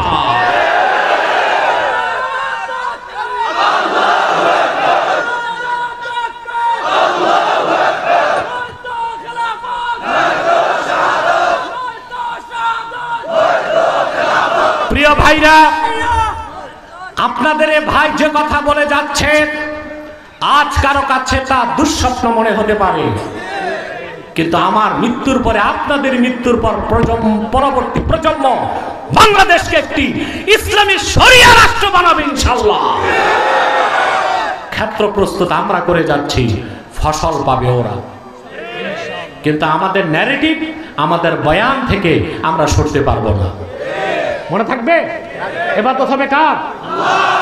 আল্লাহ রাব্বুল আলামিন বলেন, ইয়া আইয়ুহান নাস উবুদু রাব্বাকুমুল্লাযী খালাকাকুম ওয়াল্লাযীনা মিন ক্বাবলিকুম লাআল্লাকুম তাত্তাকুন। ভাইরা আমার, 101 ঘন্টা বাংলাদেশে অন্য বক্তা বা আলেমরা ইবাদতের ব্যাপারে যে সীমিত কথা বলে, তা আমি বলি না, বরং ইবাদতের ব্যাপারে নতুন কিছু ব্যাখ্যা, কিছু কথা আপনাদেরকে উপহার দিলাম। সেটা আমার মন গড়া নয়, কোরআন ও সুন্নাহর আলোকে। তবে এই কথাগুলো অনেক আলেম বা পীর বলতে চায় না, পিছু টান আছে। কি আছে? দেখা যায় মুরিদ কিছু কমে যাবে, দাওয়াত কিছু কমবে, হাদিয়া তোফার বান্ডেল ছোট হয়ে যাবে। আর আপনাদের এই ভাই বিশ্বাস করে, আল্লাহ কর্তৃক নির্ধারিত তারিখের 1 সেকেন্ড আগে আমার মৃত্যু হবে না। আর যদি মৃত্যু হয়, আমার কামনা এটাই, সেটা দিনের পথে, শাহাদাতের পথে। আমার সাথে একমত? আমি কি আপনাদেরকে আমার কাফেলায় পাবো? জোরে বলেন পাবো? আল্লাহ কবুল করুন, আল্লাহ মঞ্জুর করুন। সাদাকাল্লাহুল আযীম ওয়া সাদাকা রাসূলুহুন নবিয়ুল কারীম ওয়া নাহনু আলা যালিকা মিনাশ শাহিদিন ওয়াশ শাকিরিন। আলহামদুলিল্লাহি রাব্বিল আলামিন। জি জি, সব জানি আমি। বুক্কা বুক্কা বুক্কা মুনাজাত না করে যায় না। ওয়াজ হয়েছে, 2-1 জন উঠছে, ভাবসাব এইরকম যে আউলিয়ায়ে কেরাম, ওনাদের দোয়া লাগে না। সম্মানিত সুধী, আমি আর কষ্ট দিচ্ছি না। বিদায় লগ্নে বহুদিন পর ওসমানী নগরে আসছি, বহু বছর পরে না। এটার কারণ হচ্ছে যে আমি আসলে রাতে ভিতরে আসি না, পারি না, স্বাস্থ্যগত কারণে, ব্যস্ততার কারণে এবং সিকিউরিটি থ্রেটের কারণে। আল্লাহর হুকুম, সতর্ক থাকি। দ্বিতীয় কথা হচ্ছে, বহুদিন পর যেহেতু আসছি কিছু কথা বলে যাই। আপনার এখানে বিভিন্ন দল ও মতের লোক আছেন, আছেন না? বিভিন্ন দল ও মতের লোক, কেউ আলিয়া, কেউ কমি, কেউ সাদা টুপি, কেউ কালো টুপি, কেউ গোল টুপি, কেউ লম্বা টুপি। থাক ভাই, যার যার মাসলাক তার কাছে থাক। আমার স্লোগান মাসলাক যার যার, দিন ইসলাম সবার। সামনে বসে মাসলাক যার যার, দিন ইসলাম। আরে ভাই, টুপি নিয়ে ঝগড়া করো, দেশ যদি না থাকে কল্লাই তো থাকবে না, তো টুপি বসে যাবে। তিনটি ইস্যুতে আমরা এক হয়ে যাব। কয়টি? ইসলামের সুমহান স্বার্থ রক্ষায় আমরা ঐক্যবদ্ধ হব। মুসলমানদের মৌলিক দাবিগুলো আদায় আমরা এক হব। দেশ স্বাধীন হয়েছে 53 বছর, আমাদের মৌলিক দাবিগুলো কোন সরকার মানছে? কুখ্যাত কাফের কাদিয়ানীদেরকে অমুসলিম ঘোষণা করো। পাকিস্তান আমল থেকে মুসলমানরা এই দাবি করতেছে। আইয়ুব মানে নাই, ইয়াহিয়া মানে নাই, ভুট্টু মানে নাই, পরবর্তীতে যারা বাংলাদেশ স্বাধীন করছে কেউ তো মানে নাই। কথা বলে ইসলামের বিরুদ্ধে যারা কথা বলে তাদের প্রতিরোধ করতে ব্লাসফেমি আইন চাই আমরা। মানছে? সাতার রবীন্দ্রনাথের জাতীয় সঙ্গীতের বিরুদ্ধে বললে মামলা আছে, কিন্তু কোরআন সুন্নাহর ইসলামের বিরুদ্ধে বললে কোনো মামলা। আমরা বলি ব্লাসফেমি আইন হোক, আমাদের দাবি মানছে তারা? কেন মানে নেই? আমরা এক হইতে পারি নাই। নিজেরা ঝগড়া করি, এটা ওহাবি, হে কয়টা বেদাতি, কয়টা টুপি লম্বা, কয়টার গোল, কয়টা 3 করলি, কয়টার 8 করলি। আরে ভাই, মাসলাক যারটা তার কাছে থাক না, মৌলিক ক্ষেত্রতে এক হব। কথা বলেন, এক হব। 3 নাম্বার হচ্ছে দেশের স্বাধীনতা। স্বাধীনতার প্রশ্নে সকল দল মত মাসলাকের মুসলমানকে এক হইতে হবে। আমাদের এই 3টি স্বার্থের বিরুদ্ধে বাংলাদেশে কাজ করতেছে 3টি অমুসলিম সম্প্রদায়। তার মধ্যে সবচেয়ে জঘন্য হচ্ছে কুখ্যাত কাদিয়ানী সম্প্রদায়। নিঃসন্দেহে তারা কাফের এবং অমুসলিম। তাদেরকে যারা কাফের বলবে না তারাও কাফের, কারণ তারা আল্লাহর আখির নবী মুহাম্মদ সাল্লাল্লাহু আলাইহি সাল্লামকে আল্লাহর শেষ নবী হিসেবে বিশ্বাস করে। এই জন্য তারা কি? তাদেরকে যারা কাফের বলবে না তারা কি? মানুষকে তারা ধোঁকা দেয়, দেয় না? মুসলমানদের মতো দাড়ি রাখে, টুপি লাগায়, মুসলমানদের মতো নাম রাখে, তাই বলে কি তারা মুসলমান হবে? আরে ভাই, দাড়ি রাখলে কেউ যদি মুসলমান হতে পারতো তো রবীন্দ্রনাথ ঠাকুরের চেয়ে বড় মুসলমান কে হইত? সে কি মুসলিম ছিল না অমুসলিম? টুপি লাগালে মুসলমান হওয়া যায়? গয়েশ্বর বাবু লাগায় না, মুসলিম হবে? দিল্লি পার্লামেন্টে হিন্দু এমপিরা লাগায় না, মুসলিম হবে? নাম রাখলে মুসলমান হওয়া যায়? এক শয়তান বোতলে পেশাব করে উপরে নাম লেখছে শরবত, ওটা কি শরবত হবে? ভিতরে কি? তদ্রুপ কাদিয়ানীরা কাফের। আব্দুল আউয়াল, আব্দুল সামাদ, মুবাশশির আলী, কবির চৌধুরী, শাহরিয়ার কবির, গহর রেজবি আর নিঝুম মজুমদার, এসব নাম রাখার দ্বারা তারা মুসলমান হতে পারে। আমার ভাইরা, আমার বন্ধুরা, আমার আল্লাহ ও নূর নবীজি আমার মুহাম্মদ মুস্তাফা সাল্লাল্লাহু আলাইহি সাল্লামের ইসলাম ও কোরআনের হাজার হাজার হাজার বছর পরে বর্তমান ভারতের কুখ্যাত, পাঞ্জাবের কুখ্যাত, গুরুদাসপুরের কুখ্যাত কাদিয়ানে ইংরেজ আমলে এক শয়তান নিজের নবী দাবি করছে। চিল্লায় বলেন নাউজুবিল্লাহ। শয়তানটার নাম রেখেছিল তার বাপ মির্জা গোলাম আহমদ কাদিয়ানী। সাবধান, তাকে গোলাম আহমদ বলা যাবে না, কারণ গোলাম আহমদ অর্থ আহমদ এর গোলাম। কোন কাফের কোনদিনও গোলাম আহমদ এর গোলাম হতে পারে না। আর কাদিয়ানের কাজ্জাব ছিল শেষ দরজার কুখ্যাত কাফের। সে গোলাম আহমদ এর গোলাম ছিল না, সে ছিল কুখ্যাত শয়তানের কুখ্যাত গোলাম। কাদিয়ানের কাজ্জাব, মিথ্যা নবুয়তের দাবিদার, ইংরেজদের পা চাটা গোলাম মির্জা গোলাম শয়তান কাদিয়ানির উপর গজব এসেছে 1908 সালে। যখন গজব এসেছে, কাদিয়ানের কাজ্জাব মিথ্যানুবতের দাবিদার মির্জা গোলাম শয়তান কাদিয়ানি 1908 সালে ধ্বংস হয়ে কুখ্যাত জাহান্নামের কুখ্যাত কুকুরে পরিণত হয়েছে। তার অনুসারীরাও ধ্বংস হয়েছে। বর্তমানে কিছু কাদিয়ানি বাংলাদেশে আছে। দুঃখের কথা, ইতিমধ্যে তারা 100 সেন্টার করে ফেলছে। কত? আপনাদের সিলেট সোভানীঘাটের কাছে একটা সেন্টার করছে, সুনামগঞ্জ দিরাইতে সেন্টার করছে। কথা বুঝতে পারছেন? 100 সেন্টার করে ফেলছে। ওদের উপাসনালয় ওরা মসজিদ বলে। কাফেরদের উপাসনালয় মসজিদ দিতে পারে? হিন্দুদেরটা মন্দির, খ্রিস্টানদেরটা গির্জা, বৌদ্ধদেরটা প্যাগোটা। কাদিয়ানিরা তো তাদের চেয়ে বড় কাফের, অতএব তাদের উপাসনালয়কে মসজিদ বলা যাবে না। ওইটা একটা শয়তানি আস্তানা। কথা বলেন। নাম পরিবর্তন করে করে তারা মিথ্যা পরিচয় দেয়।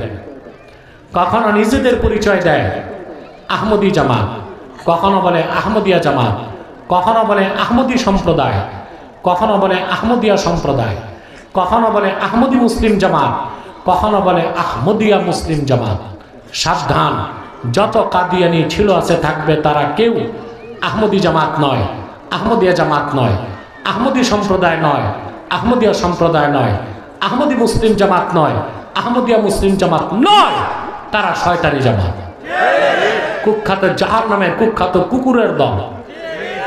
এই শয়তানদেরকে সাহায্য করে আমেরিকা এবং ব্রিটেন আর ইসরায়েল আর বাংলাদেশের বিভিন্ন রাজনৈতিক দলে কাদিয়ানিদের দালাল বসে আছে। আপনারা দেখেন বাংলাদেশে 32 নাম্বার সহ অনেক বাড়ি ভাঙ্গা হয়েছে না?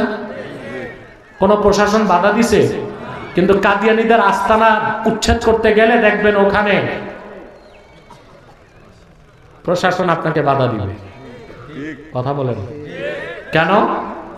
আমার দেশের মুসলমানের ট্যাক্সের টাকা, ভ্যাটের টাকায় যে গুলি কিনা হয়েছে, কুখ্যাত কাফেরদের আস্তানা উচ্ছেদ করতে গেলে সেই গুলি আমার বুকে মারা হবে। বৈষম্য আর কিছু না। আপনাদের চোখ কান খুলতে হবে, সজাগ হতে হবে। যদি তাদেরকে অমুসলিম ঘোষণার দাবিতে রাজপথে নামতে হয়, নামবেন।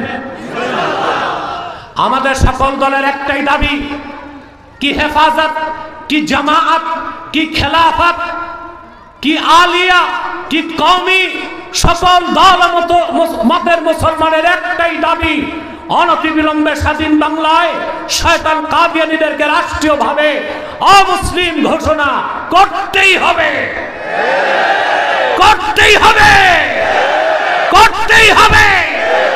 ওসমানী নগরের মুসলমানেরা যদি এই দাবি আদায়ে তাহরিকে খাতমে নবুয়ত বাংলাদেশের ব্যানারে জান ও মাল দেবার ডাক আসে, কারা কারা প্রস্তুত আছেন হাত তুলুন।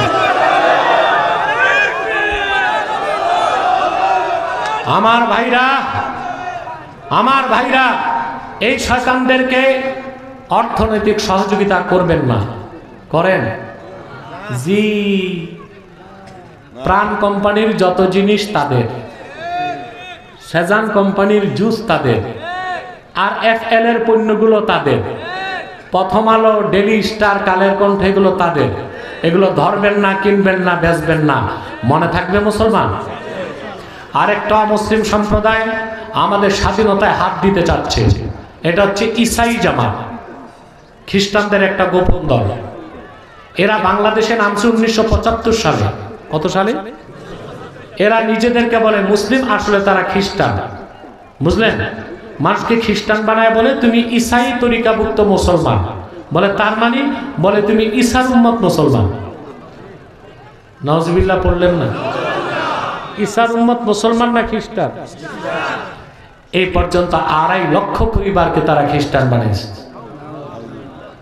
অন্যান্য খ্রিস্টান মিশনারি তো আছেই, দানের নামে, NGO প্রতিষ্ঠানের নামে মানুষকে খ্রিস্টান বানাচ্ছে। এই যে 21-22 দিন আগে রংপুর হারাগাছে 300 মুসলমান এক গ্রামে খ্রিস্টান হয়ে গেছে। বড়দিন উপলক্ষে খ্রিস্টানরা শুধু এক একজনের 45,000 টাকা দিয়েছে। আলহামদুলিল্লাহ, তাহরিক সেখানে কর্মসূচি দিয়েছে। আমি যাচ্ছি 25শে ফেব্রুয়ারি ইনশাআল্লাহ। অনেক খ্রিস্টান আবার তওবা করে মুসলমান হবার আশ্বাস দিয়েছে।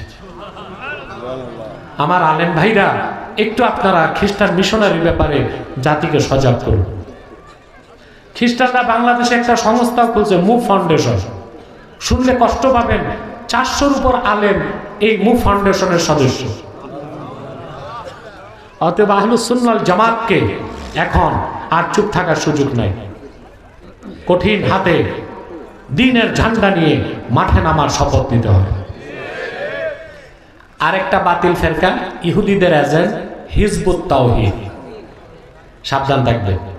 এটা যুবকদেরকে ডেসপারেট করে। এদের কাজ জনগণ থেকে, ওলামায়ে কেরাম থেকে জনগণকে সরানো। কারণ আপনারা জানেন যে বকরির পালে রাখাল নাই, ওই বকরি যায় বাঘের পেটে। আর যেই কমের নেতৃত্বে আলেমরা নাই, ওই কম যায় বিজাতির খপ্পরে। স্পেন একটা মুসলিম রাষ্ট্র ছিল না? কথা বলেন। আলেম ওলামার নেতৃত্ব থেকে যখন স্পেনের শাসকরা সরে গেল, স্পেন একটা খ্রিস্টান রাষ্ট্র হয়ে গেল। আপনাদের কাছে দক্ষিণ পূর্ব চীন সাগরে ফিলিপাইন মুসলিম রাষ্ট্র ছিল না? ওলামায়ে কেরামের কাজ যখন সেখানে বন্ধ, ফিলিপাইন এখন খ্রিস্টান রাষ্ট্র। অতএব বাংলাদেশে মূল শক্তি ওলামায়ে কেরাম। তাদের থেকে জাতিকে আলাদা হতে দেওয়া যাবে না। আমার প্রিয় ভাইরা, কথাগুলো মনে থাকবে? আল্লাহ কবুল করুক, মঞ্জুর করুক, বলুন আল্লাহুম্মা আমিন। 11 বার ইস্তেগফার করুন, 3 বার সূরা ইখলাস পড়ুন, 1 বার সূরা ফাতিহা পড়ুন।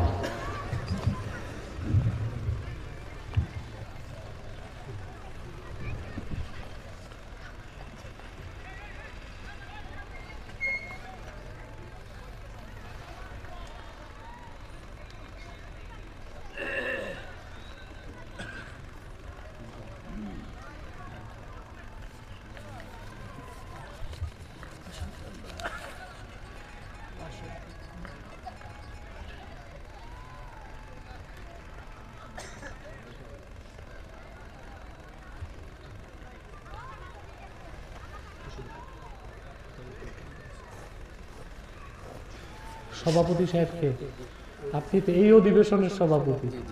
আমাদের আলহামদুলিল্লাহ মাওলানা আব্দুল মতিন গজনবী, আপনি কিছু বলবেন না? আচ্ছা, আপনি দাঁড়ান, আমি সুযোগ দিলে বলবেন। এখানে শানে গাউসিয়া ইসলামী যুব সংঘে প্রায় 23 জনের নাম আমি দেখতে পেলাম, আলহামদুলিল্লাহ। এদের জন্য দোয়া করবেন, আল্লাহ যেন এদেরকে কবুল করেন। সবাইকে বলেন আল্লাহুম্মা আমিন, বলেন আল্লাহুম্মা আমিন। আমি আমাদের সভাপতি মাওলানা আব্দুল মতিন গজনবী সাহেবকে বলবো, এই লিস্টটা একবার পড়ে দিবেন, যেন মানুষ তাদের জন্য দোয়া করে। তারা যেন মৃত্যু পর্যন্ত এই গাউসিয়া ইসলামী যুব সংঘের গাউস পাক আব্দুল কাদের জিলানী রহমতুল্লাহ সাথে নিসবত আছে নামটা, ঠিক না ভাই? তার রুহানি তাওজ্জুহ ফয়েজ যেন আল্লাহ দান করেন আমাদের সকলকে। নামগুলো বলবে, আপনি একটু শুনবেন। রাখো, ওর হাতে দাও, জুবাইনের হাতে। কোথায় কাগজটা? প্রশ্ন ছিল না? দাও দাও। জি মাওলানা, একটু আমি। এক ভাই প্রশ্ন করেছেন, তাবিজ নাকি না জায়েজ, উত্তর দিবেন। দেখুন, তাবিজ জিনিসটা কি? আউওয়াজা ইউআউযু, তাওয়িজ মানে পানাহ চাওয়া, নিজেকে বাঁচানো আল্লাহর কালামের মাধ্যমে বা রুকিয়া শারঈয়ার মাধ্যমে। কথা বুঝতে পারছেন? তো তাবিজ নিয়ে তাবিজ আপনি পরিধান করতে পারেন যদি হক্কানি কোনো আলেম কোরআন হাদিস থেকে কোনো কালাম লিখে দেয়, ওটা তাবিজ, ওটা রুকিয়া শারঈয়া, ওটা জায়েজ আছে। এখন প্রশ্ন হচ্ছে, আপনার তো ওযু থাকে না বা আপনি ইস্তেনজা করতে যেতে পারেন, তখন কি সমস্যা হবে না? যদি তাবিজটা লোহার কভারের ভিতরে থাকে, দোনোদিক বন্ধ থাকে, তাহলে সমস্যা নেই। কারণ আপনার সিনার ভিতরেও তো কালাম আছে, সমস্যা হয়? ঠিক তাবিজের ভিতরে কালাম যদি থাকে, তাবিজ যদি দোনোদিক বন্ধ থাকে, তাহলে সমস্যা। 2, হাদিস শরীফে যেটা নিষেধ করা হয়েছে শিরক, ওটা হচ্ছে তামিমা। ওটা কি? তামিমার বহুবচন তামায়েম, ওটা শিরক। ওটা কি? ওটা শিরক। তামিমার 14টা অর্থ আসছে লিসানুল আরব, আরবি অভিধানে। সেটা কি? সেটা হচ্ছে আল্লাহর কালাম না, বরং নড়ি, কড়ি, জরি, বুটা, পাথর, মৃত প্রাণীর চামড়া, মৃত প্রাণীর শিং, মৃত প্রাণীর খুর, এইসব জড় পদার্থকে বরকত হাসিলের জন্য নিজের সাথে রাখার তামিমা, এটা শিরক। যেটা হাদিসে আসছে, মান আল্লাক তামিমাতান ফাকাদ আশরাক, যে তামিমা ঝুলাইলো সে শিরক করলো। তো তামিমা আর তাবিজ এক বিষয় না। শায়েখ শবে বারাত নাকি নাজায়েজ, কিছু শায়েখ বলে।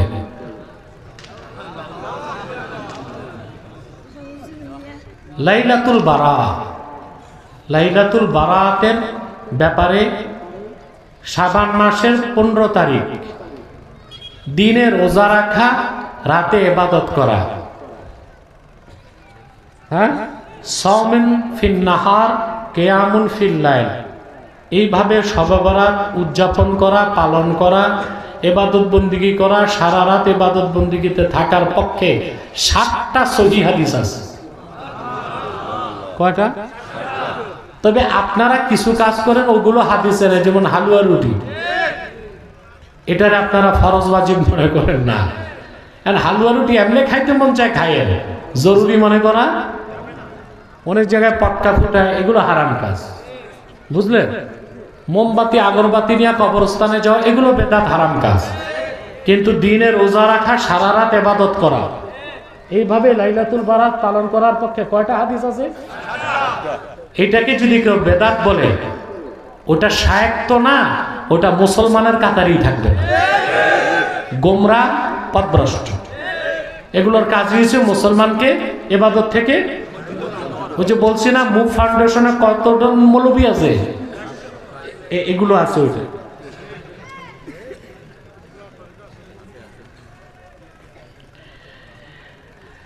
অনেকেই বলে মুরিদ হওয়ার কোনো প্রয়োজন নেই, মা বাবা আসল পীর, অথবা আপনার কাছে মা বাবা আবার পীর কেমনে হয়, এটা কেমন কথা? তা আপনারা কোরআন হাদিস শিখতে, মাসলা মাসাইল পড়তে মাদ্রাসায় যান কেন? মা বাবার কাছে বলা যায় না? কথা বল। যে বলে বাপ মা বড় পীর, ওইটার চেয়ে বড় জাহেলে মুরাক্কাব গায়রে মুফিদ আর একটাও নাই। পীর যে কি তাই বুঝে নাই। আরে ভাই, পীর শব্দটা ফার্সি। পীর শব্দ কি? মুরব্বী, বুড়া, বুজুর্গ, অভিভাবককে ফার্সিতে বলা হয় পীর। কি বলা হয়? আরবিতে বলা হয় শায়েখ, উস্তাদ। কি বলা হয়?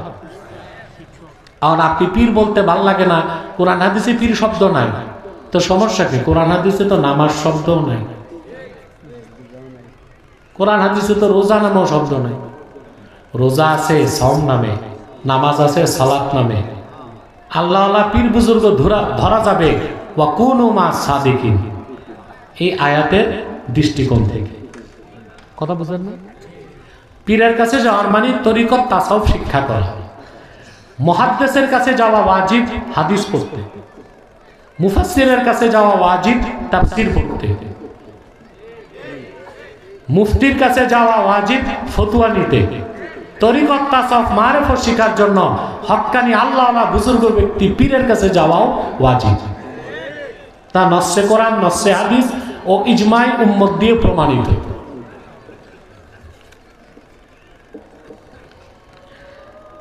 হযরত মুআবিয়া রাদিয়াল্লাহু তাআলা আনহু সাহাবী ও মুজতাহিদ হওয়া সত্ত্বেও সুন্নি জামাতের দাবিদার অনেক ভাই ওনাকে সাহাবী মানতে নারাজ। হযরত মুআবিয়া রাদিয়াল্লাহু তাআলা আনহু নিঃসন্দেহে সাহাবী ছিলেন, এটা ইজমাই উম্মত। তা এই হযরত মুআবিয়া সাহাবী ছিলেন না কেউ যদি বলে, ইজমাই উম্মতকে অস্বীকারের কারণে তার ঈমান নষ্ট হয়ে যাবে। কথা বুঝতে পারছেন? হযরত মুআবিয়া রাদিয়াল্লাহু তাআলা আনহু জলিলুল কদর সাহাবী, এই ক্ষেত্রে কোনো ইশকাল নাই। তবে হযরত আলীর সাথে ওনার যে যুদ্ধটা হয়েছিল, ওই ক্ষেত্রে হযরত আলী সঠিক ছিলেন, আর হযরত মুআবিয়ার ইজতিহাদি ভুল হয়েছিল। কি হয়েছিল? আর হযরত হাসান আর হযরত হোসেন রাদিয়াল্লাহু তাআলা আনহুমা দুজনকে হযরত মুআবিয়া মাথার তাজ মনে করতেন। এবং প্রতি বছর হযরত হাসান ও হযরত হোসেনকে হযরত মুয়াবিয়া দামেস্ক থেকে কয়েক লক্ষ দিরহাম হাদিয়া পাঠাইতেন। এবং হযরত মুয়াবিয়া রাদিয়াল্লাহু তাআলা আনহু নিজে ওসিয়ত করে গেছেন তার মৃত্যুর পরে হযরত হাসান খেলাফতের দায়িত্ব নেবেন। কুখ্যাত ইয়াজিদ তার বাবাকে বিষ প্রয়োগে হত্যা করছে, আর চিঠি নিয়ে যে লোকটা হযরত হাসানের কাছে যাচ্ছিল তাকে প্রতিমধ্যে হত্যা করছে। সবটুকুন দায়ী ও জালেম হচ্ছে ইয়াজিদ। ইয়াজিদকে ব্যক্তিগতভাবে আমি মুসলমান মনে করি না। ইয়াজিদের সমালোচনা করা যাবে, হযরত মুয়াবিয়ার সমালোচনা করা যাবে না। ইয়াজিদের দালালি যারা করে তারা নজদি, আর মুয়াবিয়ার বিরোধিতা যারা করে ওরা রাফিজি শিয়া। এদের খপ্পর থেকে আল্লাহ আমাদেরকে বাঁচান, বলেন আল্লাহুম্মা আমিন। আসুন একটু সালাত ও সালাম পড়ি, তারপর দোয়া হবে।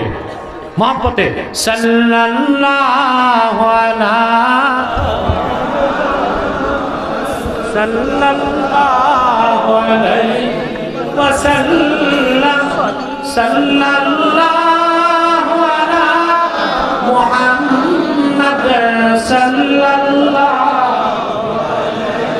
তোমরা কেউ মুনাজাত না করে যাবা না, চরম বেয়াদবি। মহব্বতে আদবের সাথে সালাত ও সালাম পড়ো। সাল্লাল্লাহু আলা সাল্লাল্লাহু আলাইহি সাল্লাল্লাহু আলা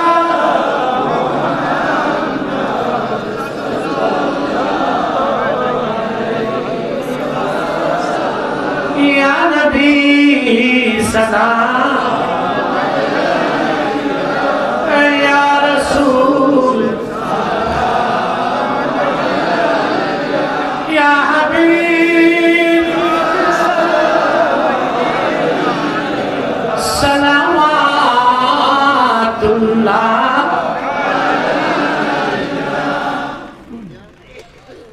মুহাম্মাদুর রাসূলুল্লাহ সাল্লাল্লাহু আলাইহি ওয়াসাল্লাম। খাতামাল্লাহু বিহিন নুবুওয়াহ ওয়া হাকামান লা নাবিয়্যা বা'দাহু। ইয়া নবী সাল্লাল্লাহু আলাইকা, ইয়া রাসূল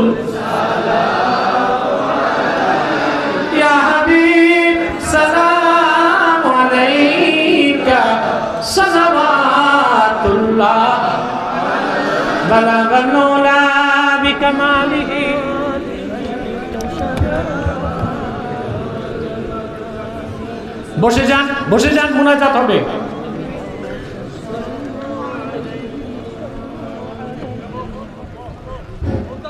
আলহামদুলিল্লাহ, আলহামদুলিল্লাহ।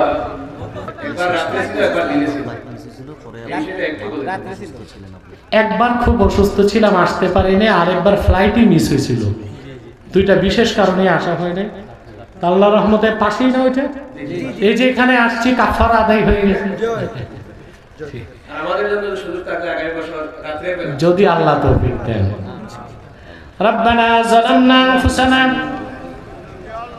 ওয়া ইন লাম তাগফির লানা ওয়া তারহামনা লানাকুনান্না মিনাল খাসিরিন। আল্লাহ তাআলা শানে গাউসে ইসলামী যুব সংঘের উদ্যোগে আয়োজিত আজকে 24তম মাহফিলে তোমার হাজার হাজার নেককার বান্দা পর্দার আড়ালের মা বোন নিয়ে হাত তুলেছি। আল্লাহ, এতগুলো মানুষের মধ্যে যার দুটো হাত তোমার ভালো লাগে, তার দুটো হাতের বিনিময়ে আমাদের জিন্দেগীর সব গুনাহ তুমি মাফ করে দাও রব্বুল আলামিন। হৃদয়ের গভীর থেকে দোয়া করি আল্লাহ, তোমার আখিরি নবী নূর নবীজি আমার মুহাম্মদ মুস্তাফা সাল্লাল্লাহু আলাইহি ওয়াসাল্লাম আজ থেকে ১৫০০ বছর আগে দুনিয়ার থেকে বিদায় নিয়েছেন। হায়াতুন নবী হিসেবে জান্নাতুল ফিরদাউস রওজা মুবারকে বিশ্রাম নিয়েছেন। আল্লাহ তাআলা জীবনে একবার তোমার আখিরি নবী নূর নবীজি আমার মুহাম্মদ মুস্তাফা সাল্লাল্লাহু আলাইহি ওয়াসাল্লামের জান্নাতুল ফিরদাউস রওজা মুবারকে উপস্থিত হয়ে গো আল্লাহ, তোমার হাবিবের নূরের কদমে দরুদ ও সালামের হাদিয়া দেবার আগে আল্লাহ তুমি ডাক দিও না। আল্লাহ, একবার বা একাধিকবার যারা সোনার মদিনায়, নূরের মদিনায় যেতে পেরেছি আল্লাহ। জীবনে বারবার তোমার আখিরি নবী নূর নবীজি আমার মুহাম্মদ মুস্তাফা সাল্লাল্লাহু আলাইহি ওয়াসাল্লামের নূরের শহর মদিনাতুল মুনাওয়ারা জিয়ারতের জন্য তাদের কপালটা খুলে দাও। হৃদয়ের গভীর থেকে দোয়া করি আল্লাহ, তোমার আখিরি নবী নূর নবীজি আমার মুহাম্মদ মুস্তাফা সাল্লাল্লাহু আলাইহি সাল্লামের নূরের চেহারা মোবারক সব একবার দেখে গো আল্লাহ, জান্নাত ওয়াজিব হবার আগে তুমি ডাক দিও না।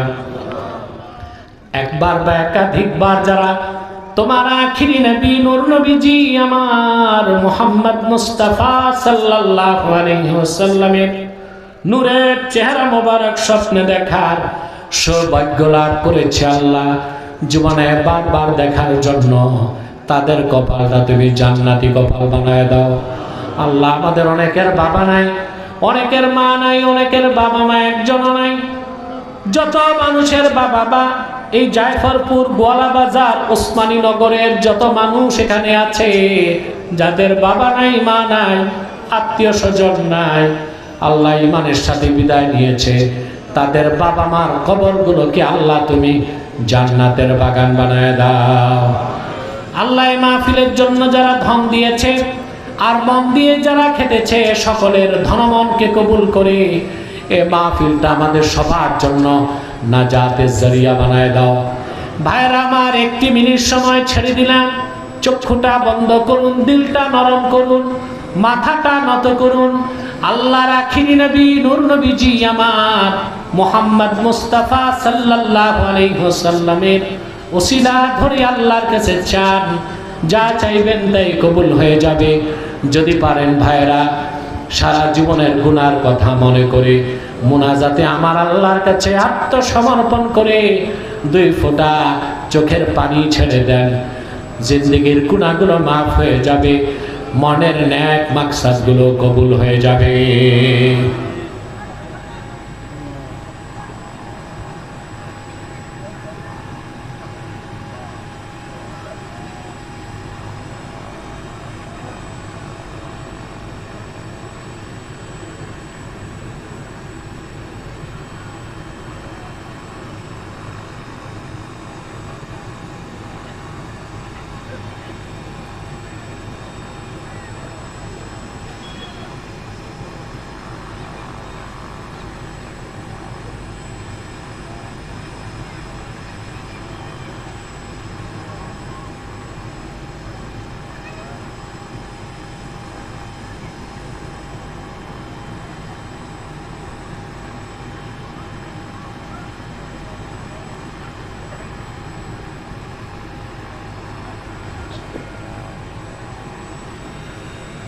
اللهم إنا نتوسل إليك بوسيلة حبيبك المحترم نبيك الخاتم سيدنا وسيد الأبرار نبينا ونبي الأنبياء محمد بن عبد الله نبي الله رسول الله صلى الله عليه وسلم الذي أكملت به قصر النبوة وحكمت لا نبي بعده وأعلنت في القرآن بالبرهان أن محمدا صلى الله عليه وسلم خاتم النبيين والمرسلين قبل 1500 سنة وصلى الله تعالى على خير خلقه نبينا محمد نور الله وعلى آله وصحبه أجمعين